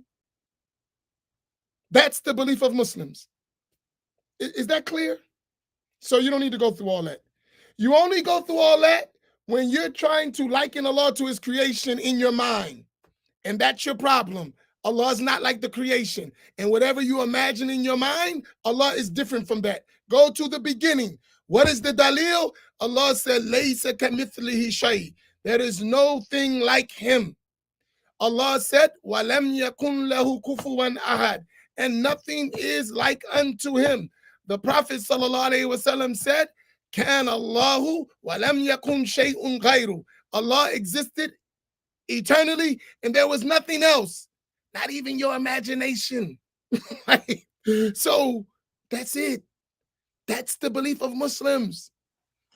Hey, Imam Amin, can I Yes. interject real quick? Yes. Point number 34 in our translation of Aqidah of Imam Tahawi. The belief in the vision of the people of the abode of peace is not sound for he who imagines what it is like based upon his own whims or interprets it based upon his own understanding. The correct interpretation of the vision of every meaning attributed to lordship is achieved by leaving off its interpretation and strictly adhering to submission. It is upon this that the deen of the Muslims is based. So, in other words, what Imam Amin just said, recognize that it's going to happen and stop right there. Don't try to figure out how, because there's no how, because it relates to Allah. Now, this is a discussion, and I'm going to have the discussion, but nobody, as I offered you earlier, I guess you're busy again, because you're still quoting. Would you like to come and have a live discussion? No one's going to attack you. No one's going to embarrass you. We just want to understand you because it's not fair to you that we're talking and expressing and you got to type and be misunderstood. It doesn't work. It's not fair to you. So can we give you the link and allow you to come on so you can clarify yourself so we don't misunderstand you? And therefore we can have a real dialogue. We said it was going to be 3 hours. We got 45 minutes left. You're welcome to have the discussion. Should we send you the link?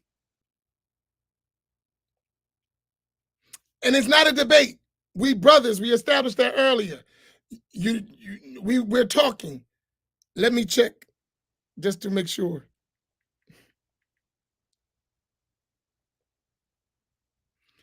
So you want the link? Tell me yes or no. That way you can explain yourself so we can understand you, because I don't think this is fair, right? That you don't get to express yourself and we get full opportunity to go over and over and over and express ourselves, but you don't get the same opportunity. That's not insaf. That's not fairness. Because we're speaking for you and we can't speak for you. You have to speak for you. That's fair, because I don't want nobody speaking for me, right? I'm good at speaking for myself. I don't need you to do it for me, right? But let me, and since you don't want to do that, let me answer your question. That goes against your belief that Allah isn't in a place. Stop. That's one thing. My belief, exactly. Not my belief personal. You mean the belief of Sunni Muslims, Ash'aris and Maturidis. We believe Allah mawjudun bila makan. Allah exists without a place. Good. Let's stop there. So that's one. If Allah will be seen, he is either somewhere or everywhere. Who says that? If Allah will be seen, he is either somewhere or everywhere.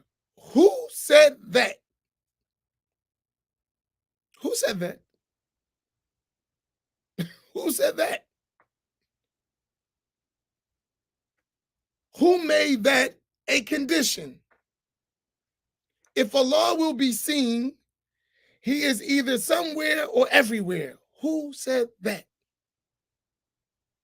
Where did you get that from?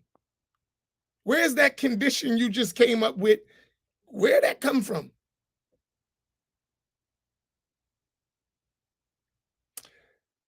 Isn't that the belief of the Ash'ari? Absolutely not. What are you talking about? Our belief is Allah exists without a place. Our belief is Allah exists without a place. Now, let me give you why the Ash'aris believe Allah exists without a place. And it's not a condition that he is somewhere or everywhere or he doesn't exist.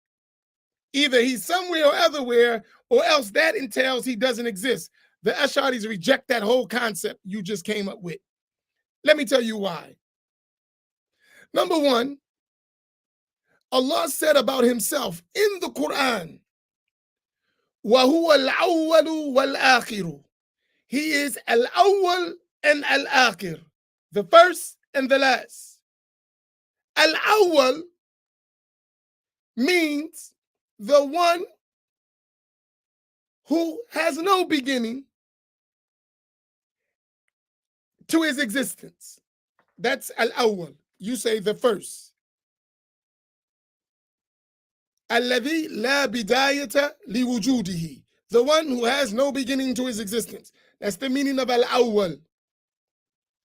Right?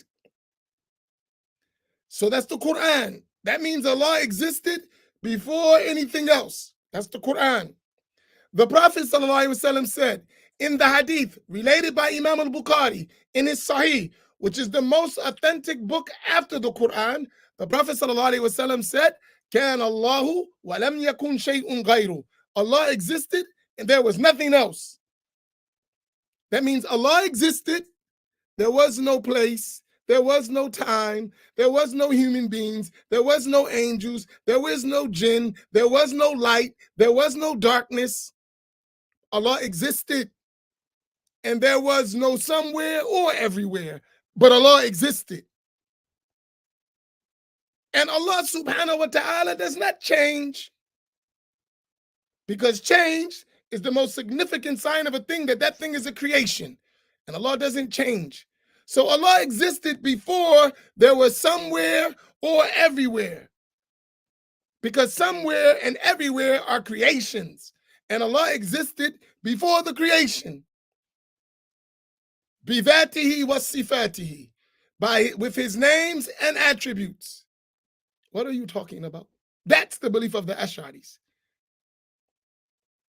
So for us, there is no such thing as the connection with the Creator and created things.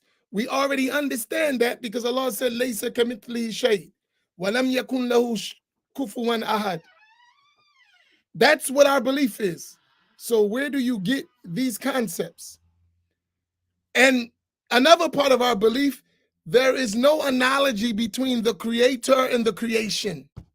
You can't make an analogy from the creation and apply it to the Creator. Do you got it? Does it make sense now? That's the belief of the Ash'aris. That's the belief of Muslims, right? Not just the Ash'aris, the Maturidis, Ahl-Sunnati wal Jama'ah. That's our belief. And there's the proofs, right? There's the evidence from the Quran and the Sunnah, Hadith, and we could go on with statements of the Sahaba and more and more and more and more, and the scholars, all of them believing the same thing. And all of our scholars to today.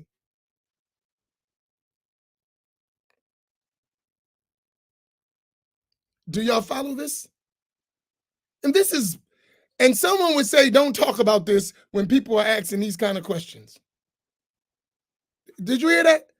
Don't talk about the belief and Aqidah, and people believe that stuff like we Christians and Jews.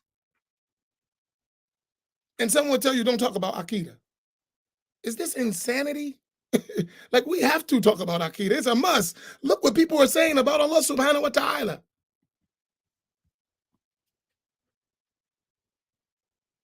This is obligatory. And we want, because someone wants to make Allah like the creation, but don't define how, they want us to be quiet while they do that. And leave people confused about the foundations of belief. That is the first obligation on the servant. Isn't that what you Maliki say? أول واجب على المكلف معرفة الله. Isn't that what y'all say? Yeah. Or tasi imani, or make sure his iman is sound. Thinking Allah's physically going to be seen in a place, in a location, is not Sahihul Iman. And nobody, if I misunderstood you, I apologize. And that's why I asked you to come on and talk, not to debate, so we can understand what you're trying to get at. Because we're very clear, but that's being fair. And we brothers, we would never embarrass you. We never hurt you. We just kicking it. We brothers. We at the end of the day, we're learning. So when you don't know, don't feel like someone's gonna beat you up. Even though we talking, it's just like if we was kicking it.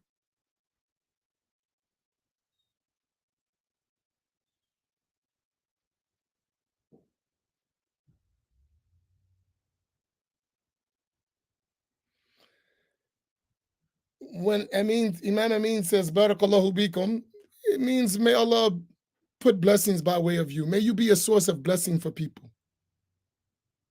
I think because people are used to hearing people say Barakallah fikum instead Right. of bi. Same stuff, same meaning. So that's how you answer, where is Allah? If you want to talk about the hadith, that's a whole nother discussion, right?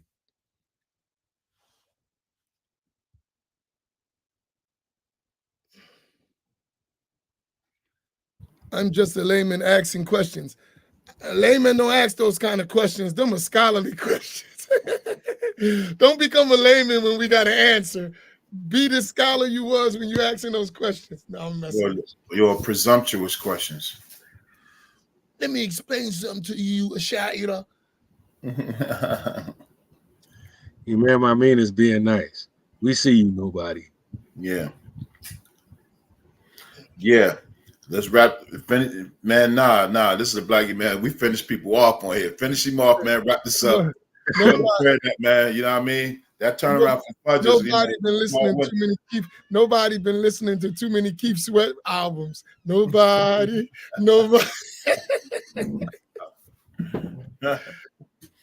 Okay. Ain't nobody in a minute. You're gonna become somebody, and you're gonna be the Imam of Ahl Sunnati wal Jama'ah, Imam al Ash'ariyah. You're gonna be the Imam of the Ash'aris.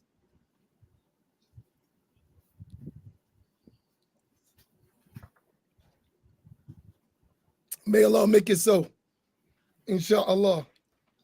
And then you're gonna be like me. You're gonna be like, man, I've been listening to all that Wahhabi stuff. Like I was saying, I've been listening to all them spaceships and Blue Planet and Dr. York telling me all that nonsense. And I realized that man was out of his mind. Right? But it takes time. It gotta happen when it happens. It ain't gonna happen overnight. Let me tell you a story, right? Quick, can I tell a story? Wait a minute. Stories from the cell, right? We got that edition. We ain't had a story from the cell in a long time. I remember, right? When did Dr. York get knocked off? That was like early 2000, right?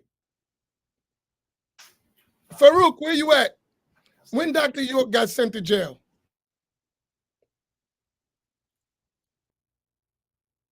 I think that was like 2000 something, right? Imam Naeem, what's up with your history, bro? 2002. Shake Google. 2002. All right, so I was home by then. Now let me tell you a story from the stories from the cell. So I left Florence, Colorado. That's where I came home from, right? So that's where he's at now, or that's where they were sending him, right? So I left from there. I know what it's like. I've been there. I know the environment, right? So he was in front of the judge, and I was comparing himself to me. I was doing tashbih, likening him and read together. So I remember when I got sentenced, and I remember my judge, because they have federal guidelines, right? So the federal guidelines, they only can give you within the guidelines. They can't go outside the guidelines. They can do a downward departure, but they can't go up. So they can only give you a certain, depending upon the level of your crime and your criminal history. And it comes in the guidelines, and that's the range, and they can't go above that, right?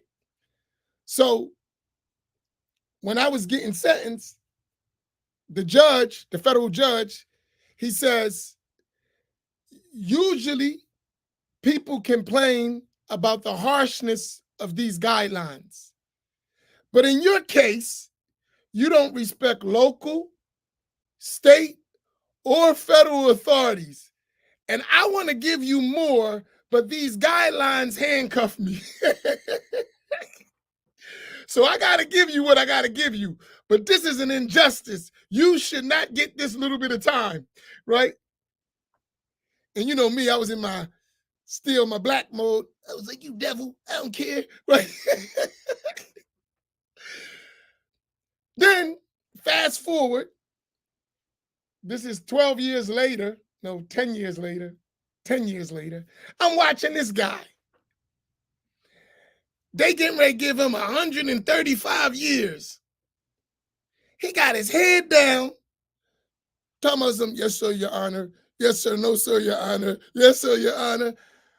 I'm like, you joker. I was smoking. That's way over, but I'm thinking, we used to think you walked the walls, right? He's an extraterrestrial op, you know what I'm saying? He got 360 degrees of knowledge. And you said back in the day, we was really, he got the special dust from the heavens and the angel, and he's Melchizedek, the green one. He come from the planet Azrak, you know what I'm saying? So these devils really can't contain him. What the hell are you doing bowing down to this judge? Wasn't he crying that sentencing too? Yeah, the hidden scrolls from the Book of Clarence. Right. Now I got to put this in context, right? I'm a kid. We running every morning. We got to go out training. So here's one of our songs, right? I just got to share you context so you understand. We got to go training every morning. You get out 7 days a week. So we out. We running. I want to be an Ansar Ranger, living life of much, much danger. I want to stand at all day guard. If I die in a time of war, lay me down with my Ansar sword. Put Quran across my chest. Tell Abu I did my best. Right? That's our song. Right? Do what you be. Put a drum to that, man. Put a drum to it. Every morning, right? Put a drum to it. We talking about going to war, dying in the path of Allah, and this chunk get in front of this judge who's the devil. He got 360 knowledge, 360 degrees of knowledge. He can levitate. He can walk through walls. He can, you know what I mean? And he's sitting there. I'm like, oh my goodness, man! If we weren't hoodwinked, right? Now I had lived in this stuff, so I'm like, Joker, you crying, they gonna lock you up. You ain't even gonna get in a fight where you going, right? What are you all scared for? I just remember this. I ain't gonna lie. I was like, I'm Ahlul Sunnah now, but I'm telling you, if I was still in there and I could get closer, I would kick you so much up in the butt. Like, I would really, and no pause, I would put my foot till you be breathing shoestrings, right? I can't believe you doing this. And I know, but you imagine the mindset. You done ruined my high school.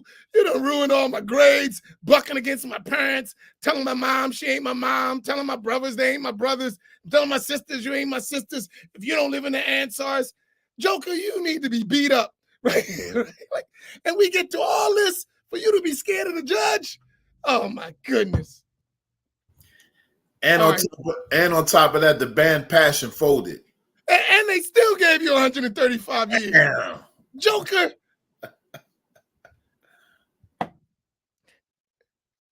Now you see what happens when you don't lose your intellect? You end up getting served. Oh, man. Alhamdulillah, we used to be in the mosque and we would say something because it was rough in there. We would say, one day you're going to laugh at this. Here's that day. We are laughing at it. But when we laugh at that, some of us are still going through that in different cults, in different bad movements. So even though we laughing, it's really not that funny. Some people who claim to be Muslim still think Allah is a body sitting in heaven and moving and going up and down and shrinking in a way that befits his majesty. I got two right hands. You're going to be sitting on the throne next to Prophet Muhammad sallallahu alaihi wasallam. But they can see the Ansar craziness, but they can't see that madness.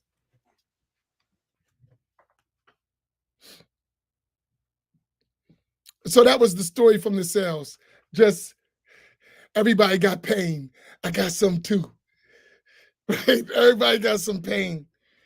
But that's a part of getting out of it. That's a part of understanding how silly we can be when we don't think. All right, I told my stories from the cell. All right, go ahead.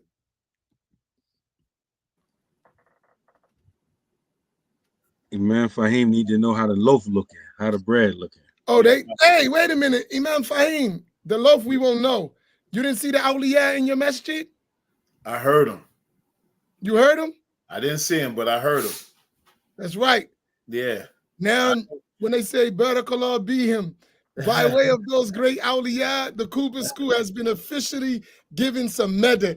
Yeah. The awliya have visited your masjid. Yes. You know, made dua for you, sprinkled the little white stuff around. and left that trail, left the lights on, the air conditioner on. Levitated on top of your minbar. Left us with a bill. Right? You had two walis, two men and two women, but you had a full crew up in there, boy. Awliya all up in your masjid. Yeah, mashallah. All right, Sunni Kareem has this question he keeps posting, man.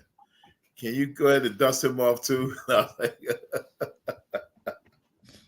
Oh, yeah. Sunni Kareem, one of us. No, I know who he is. I just Sunni said. Kareem, I don't know the person which you're talking about, but I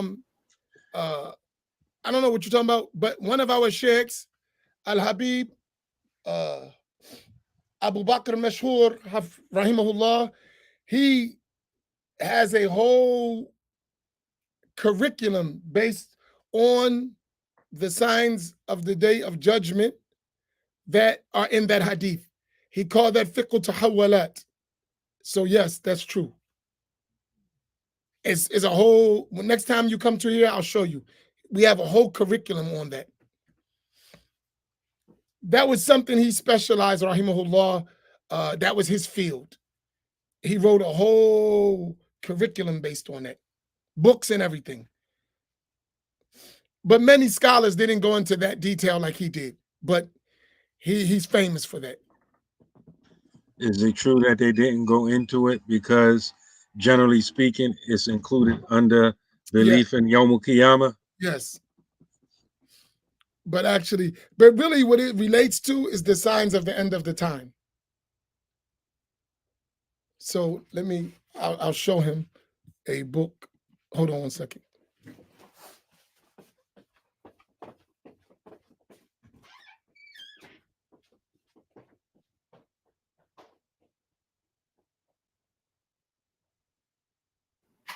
Okay, and while we wait, inshallah, for those, please help us to reach our goal, as we're winding down. I don't know where we at, and so we might not get a report tonight, but at least, know that if you haven't given, please try to make that donation. Inshallah, make sure you put in the description of Black Imams Roundtable, and may Allah bless you.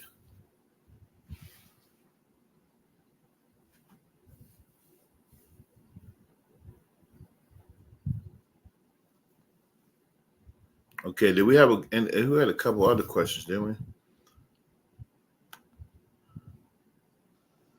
I don't know. I might have missed it. Yeah, there was one that says. I see it. I don't know. Did y'all answer it from Habib Salam? Does the traditional way of learning with a teacher not traditional because of virtual learning? I guess he means, is the traditional way of learning with a teacher, does it become untraditional, not traditional because of virtual learning? Well, I'm thinking that he's saying that if you're doing virtual learning, is that not traditional? Or something like that, I guess. Virtual learning, you're face to face with a teacher. One of the things that I'm learning with virtual learning is that you still don't have the barakah being in person sometimes, because you could turn your camera off. Someone can be in a session and not really be in the session, because you can be like you having the gathering here, and then there's a lot of distractions. You can be listening and doing chores, you could be doing something else, and really you need that face to face, facing each other in a traditional way. But virtual, it can definitely take the place, but it just, I think more emphasis has to be on making people pay attention and like keeping your cameras on. Like, so when you're in another kind of setting, that should be like the curriculum. I got a couple classes that they make that a obligation. Like, you got to turn your camera on. So, it's Sunni Kareem. So these are some of the books on that subject, right? And they're written by Habib Abu Bakr al-Adani, al-Mashhur, right? He was a famous, rahimahullah, he was among our teachers and a famous scholar from Hadramaut, Yemen. So like this is a small one. This is a summary. This is translated in English too, this small book. And then he has like big books on the whole subject. And all of this is fiqh tahawalat, right? It's all about the signs of the day of judgment. So it's a whole curriculum. Mashallah. The next time I see you, inshallah, I'll share some of it with you. And our brother Sufyan, the resident, the virtual librarian, mashallah, he shared the link. I think this is the same book that's translated as the concise article. Yeah, so it's dealing specifically with that fourth. So here you'll see where he touches it. right? He'll say Islam, Iman, Ihsan, and then alamat sa'a, the signs of the day of judgment. So he puts them in 4, but he highlights this is the 4th part of it. So this all based on the hadith of Jibril, but that 4th part, which is the signs of the day of judgment, is mentioned. I'll put them so you can see them. Islam, al-Iman, al-Ihsan, alamat sa'a, right? And the signs of the day of judgment. See, your question wasn't worthless, Habibi. It's right. We got you. We Sunnis, we Sunnis. We with you, we Sunni, Ahl Sunnah, right? I've gotten many beneficial books based upon the recommendations of Sufyan. That's right. Yes, alhamdulillah, that brother's a jewel, tremendous jewel. May Allah increase you, brother. We really appreciate all of your contributions, mashallah. So are we good? If there's any questions, we can ready close out soon. We reached the 2:21 mark. And I want to say this.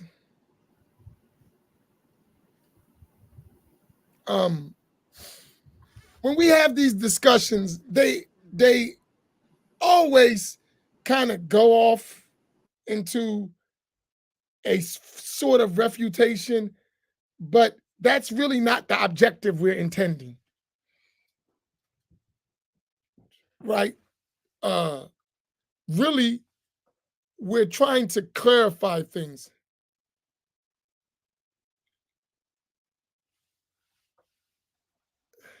Nah, we ain't answering nobody's questions, man.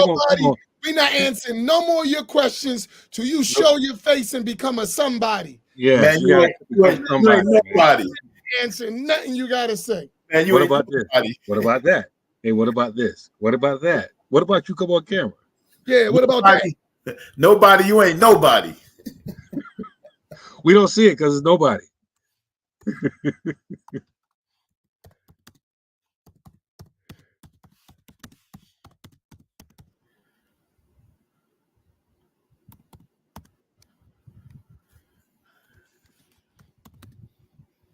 But I think, as a brief answer, is not what we think about the soul, what we know as far as to be a part of the foundations of the deen. It's ihsan. You know?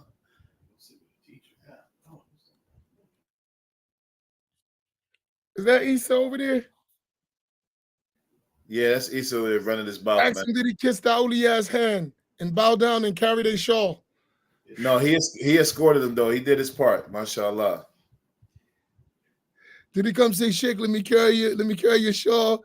Yeah, I was gonna come because at first we didn't know it was them, but I was gonna bring him on camera, but I didn't want to, I didn't want to impose on that, Mashallah. Okay, if there's any questions, please feel free to go. I know where he got that name from. He got it from that movie American Gangster. See, in this world, you're either somebody or you're nobody. He chose to be nobody. But we love you, nobody. That sounds funny. We love you, nobody. we just having fun. You're hanging with some good dudes, man, inshallah. We just, we Sunni, like Ahl Sunnati wal Jama'ah. And we from the inner city, so we don't have false precepts. We just kick it. Oh. Yeah. He just hit the whole 3453 family off. Y'all unintelligent students don't know how to ask questions. So you need an intellectual like me without using my intellect to ask intellectual questions. He said that earlier this afternoon, right? Yeah, that's right. He said, I wouldn't have to ask these questions. If they was intelligent, your students was intelligent asking these questions. You know what I mean? Have you ever thought about many of us are not Mushabbiha and Mujassima, so we don't even think about that stuff?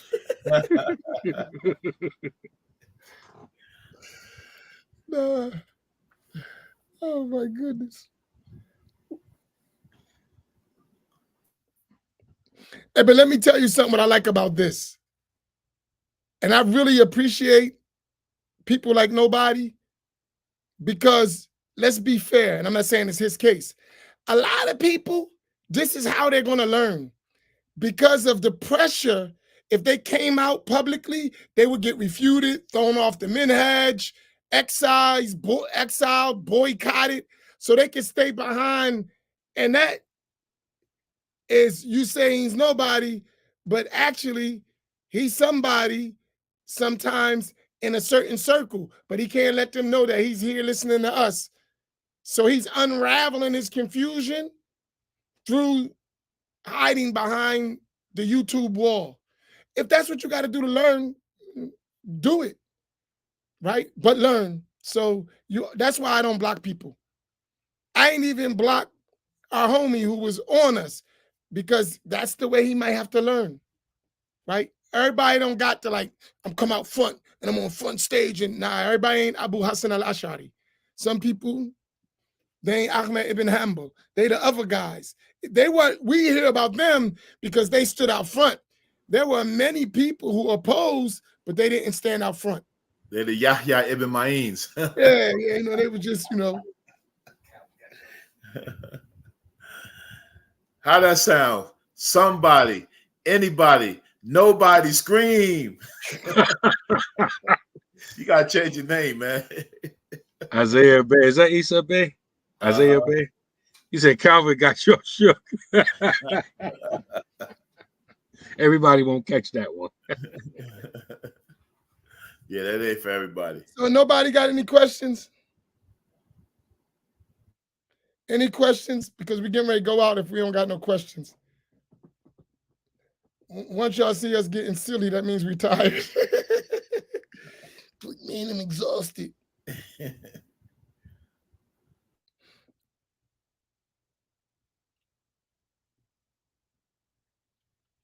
One of those, I'm asking the question for myself, but it ain't really me. I'm just saying this is what they might say. So I'm asking for a friend. And I got a couple friends. They call me, myself, and I. And nobody.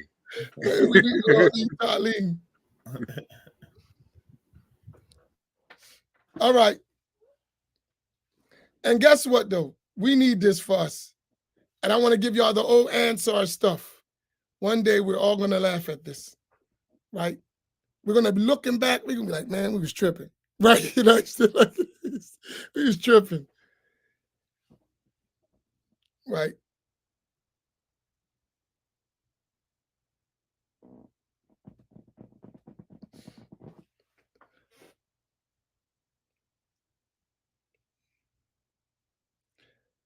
And see, let me go back. Part 2, stories from the cell, right? Abdurrahman Rahim, he remembers having to stand on that in the worst of situations where you totally outnumbered. And jokers will take you out, but still stand firm. See, he's like, he remembers those days. You know what I mean? In those environments. You totally outnumbered. You still have to speak the truth. And the people there will take you out. No doubt about it. And still remain steadfast. So he's a witness. He remembers when nobody was taking a stand. That's right. Oh, you just on fire today, huh? Imam of the boom back. Hey, man. Abdurrahman Rahim is still in that situation. Yeah. No, he ain't in that situation. That situation is much more different. It's close to it. Nah, it ain't nowhere near close to that. Talking about being outnumbered. Oh, yeah, that part. But here, you can duck wreck. And there, no ducking wreck. Yeah. No hiding, buddy. Nowhere to go. Yeah, out here, you can go to work. You ain't got to show up. Out here. And there, you get reminded of that movie line. Never fear, because fear leads to hesitation. And hesitation to make your worst fear come true. Y'all remember that line? No. That's a favorite Patrick Swayze line. That's like one of the best lines he said. Never fear. Was that Patrick Swayze? Yeah, Patrick Yeah, Swayze, man. you quoted it a long time ago. Yeah. In Dirty Dancing, man. He was like a little faggot. Yo, you remember that movie? It was called I don't remember no good action movies for no Patrick Swayze. Is that Patrick Swayze? That is Patrick Swayze. Man, he was a little, you know that movie? Dancing, man. Movie, they was robbing the banks with the president mask. Man, that movie, man, came out in '74, man, when they went over to Saudi.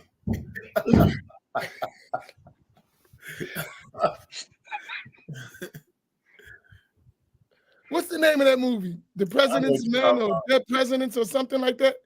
You don't remember that movie? They was riding in the plane and he was putting on everyone like a Ronald Reagan mask or something. They was robbing the bank. I know what you're talking about, but it was a box office floppy, man.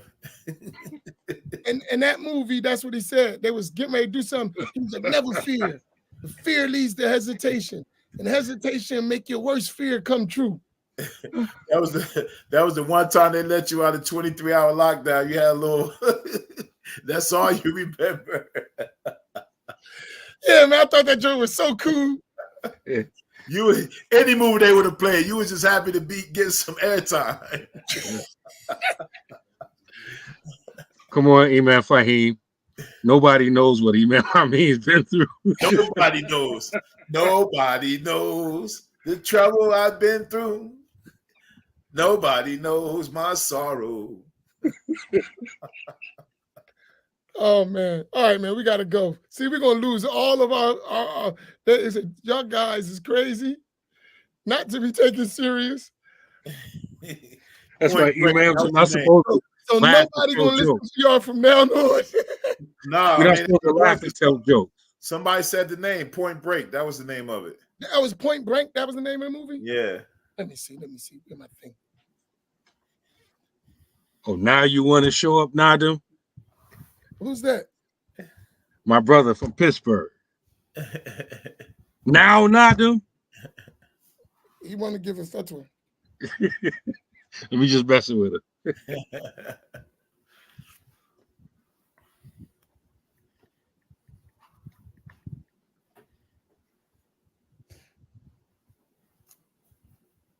You kind of late, Wahid. Nadim already put it there.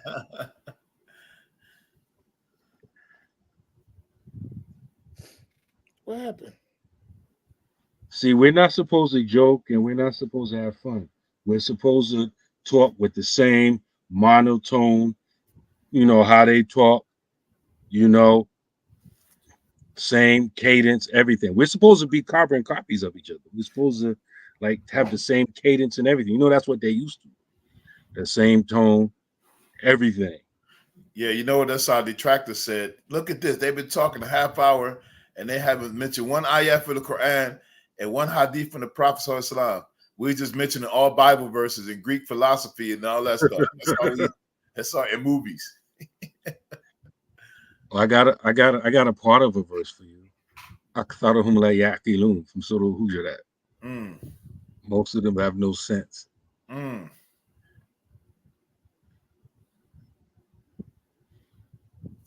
Revealed about some tribes from the Negev coming to visit the Prophet Sallallahu Alaihi Wasallam.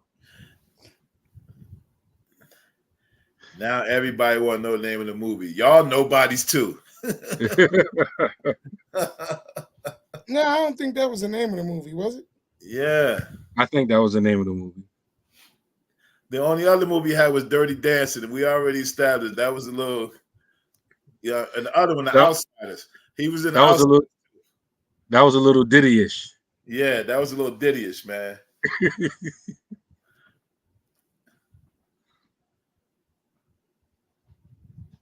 Wow. Nah, they got a bunch of movies. I don't know. And I hope you're looking at it. No, it wasn't Point Blank. It's Point Break. That's what they said. Oh, man. I thought it said Point Blank. Oh, this nobody. So you Austrians can't even hear, man. Well, this nobody. This nobody syndrome is taking over, man. You're becoming nobody, man.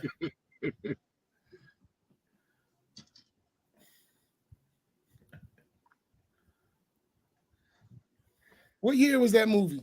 Naeem? Imam Faheem said 1974, the same year they went to Saudi. He got told to follow. I think it was like 91, Follow. 92. With all the Sunnis got commanded to follow Elijah Muhammad. Elijah Muhammad is your leader, and Patrick Swayze is the lead actor that you go and watch his movies.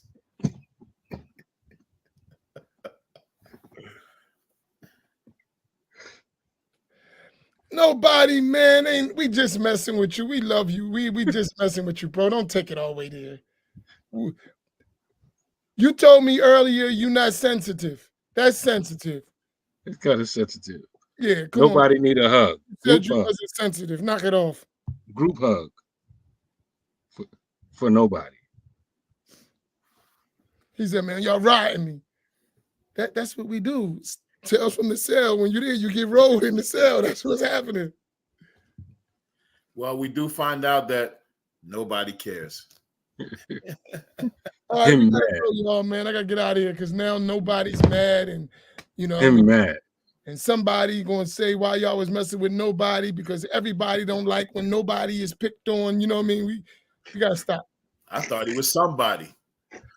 He said he knew everybody. No, we just He have knew nobody.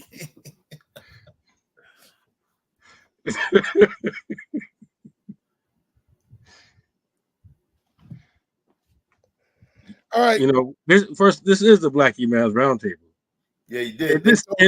And this is how Black folks discourse. And I know they told you. And that's why you black people are not up under Sunnah. Because it's haram to have fun. Feel free to come to the barbecue or the cookout. When you get there, you're gonna get roasted. Everybody get a turn. Nobody escapes. There's a war going on outside. Nobody's safe from.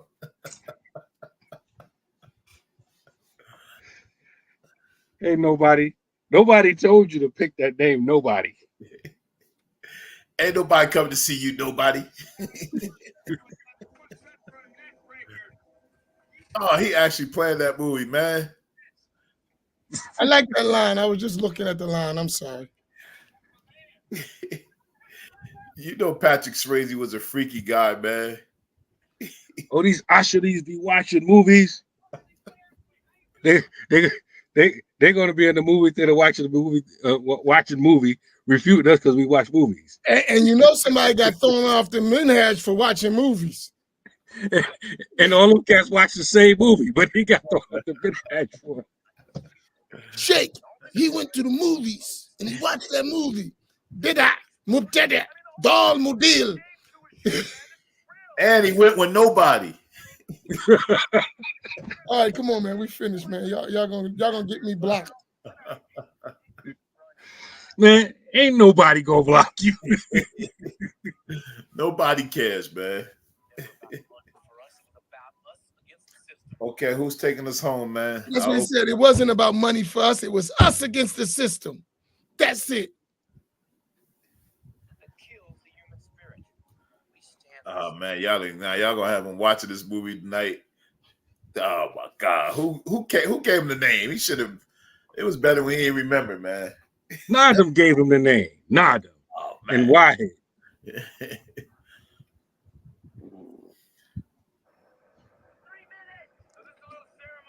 Okay, come on, Imam. Man, we're not gonna listen to you. Let's try and find no quotes, man. I'm waiting for you to close out. Hey, I was looking for the quote. You know that, right? That is the ultimate quote. Quote.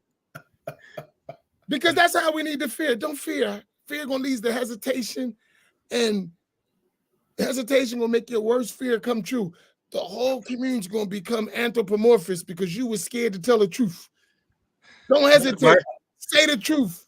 ليس كمثله شيء مهما تصورت ببالك فالله بخلاف ذلك. Right? Say it with your chest. Allah is not like his creation. But If see, you're afraid to say it, the worst thing, your fear come true. People gonna believe the opposite. Tell them. But see, the manifestation, or excuse me, the masturbation, which leads to the ejaculation, emancipation, proclamation, is devastation. All right, we out. But guess what? And Uthman, I don't know why your stomach hurt. Nobody got you laughing like this. I just want us to remember when we closing out while you're having all this fun, right? That Allah does not resemble his creation. And if everybody gets that, nobody will no longer ask those questions. So I'm going to close with that. I'm out. So who want to close us out? Imam Naeem? But please, before you close out, please, I know us. We meant no harm. We just trying to soften the intensity of using our intellects by having a little fun so that a person is not so tense and we can actually have a real conversation. That's my intention.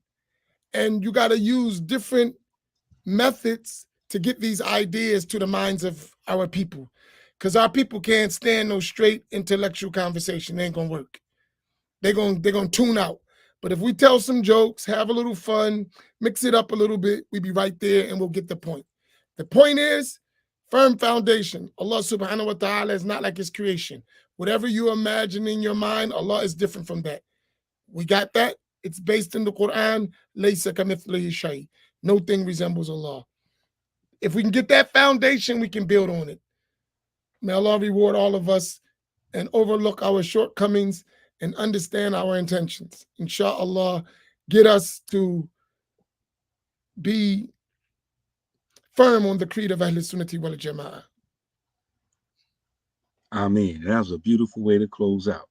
That's right. Sallallahu ala Sayyidina Muhammadin wa ala alihi wa sahbihi wa sallam. Subhanaka Allahumma wa bihamdika nashhadu an la ilaha illa anta wastaghfiruka wa atubu ilayk. Wal 'asr innal insana lafi khusr illa alladhina amanu wa 'amilu salihati wa tawassaw bil haqqi wa tawassaw bis sabr. Al-Fatiha.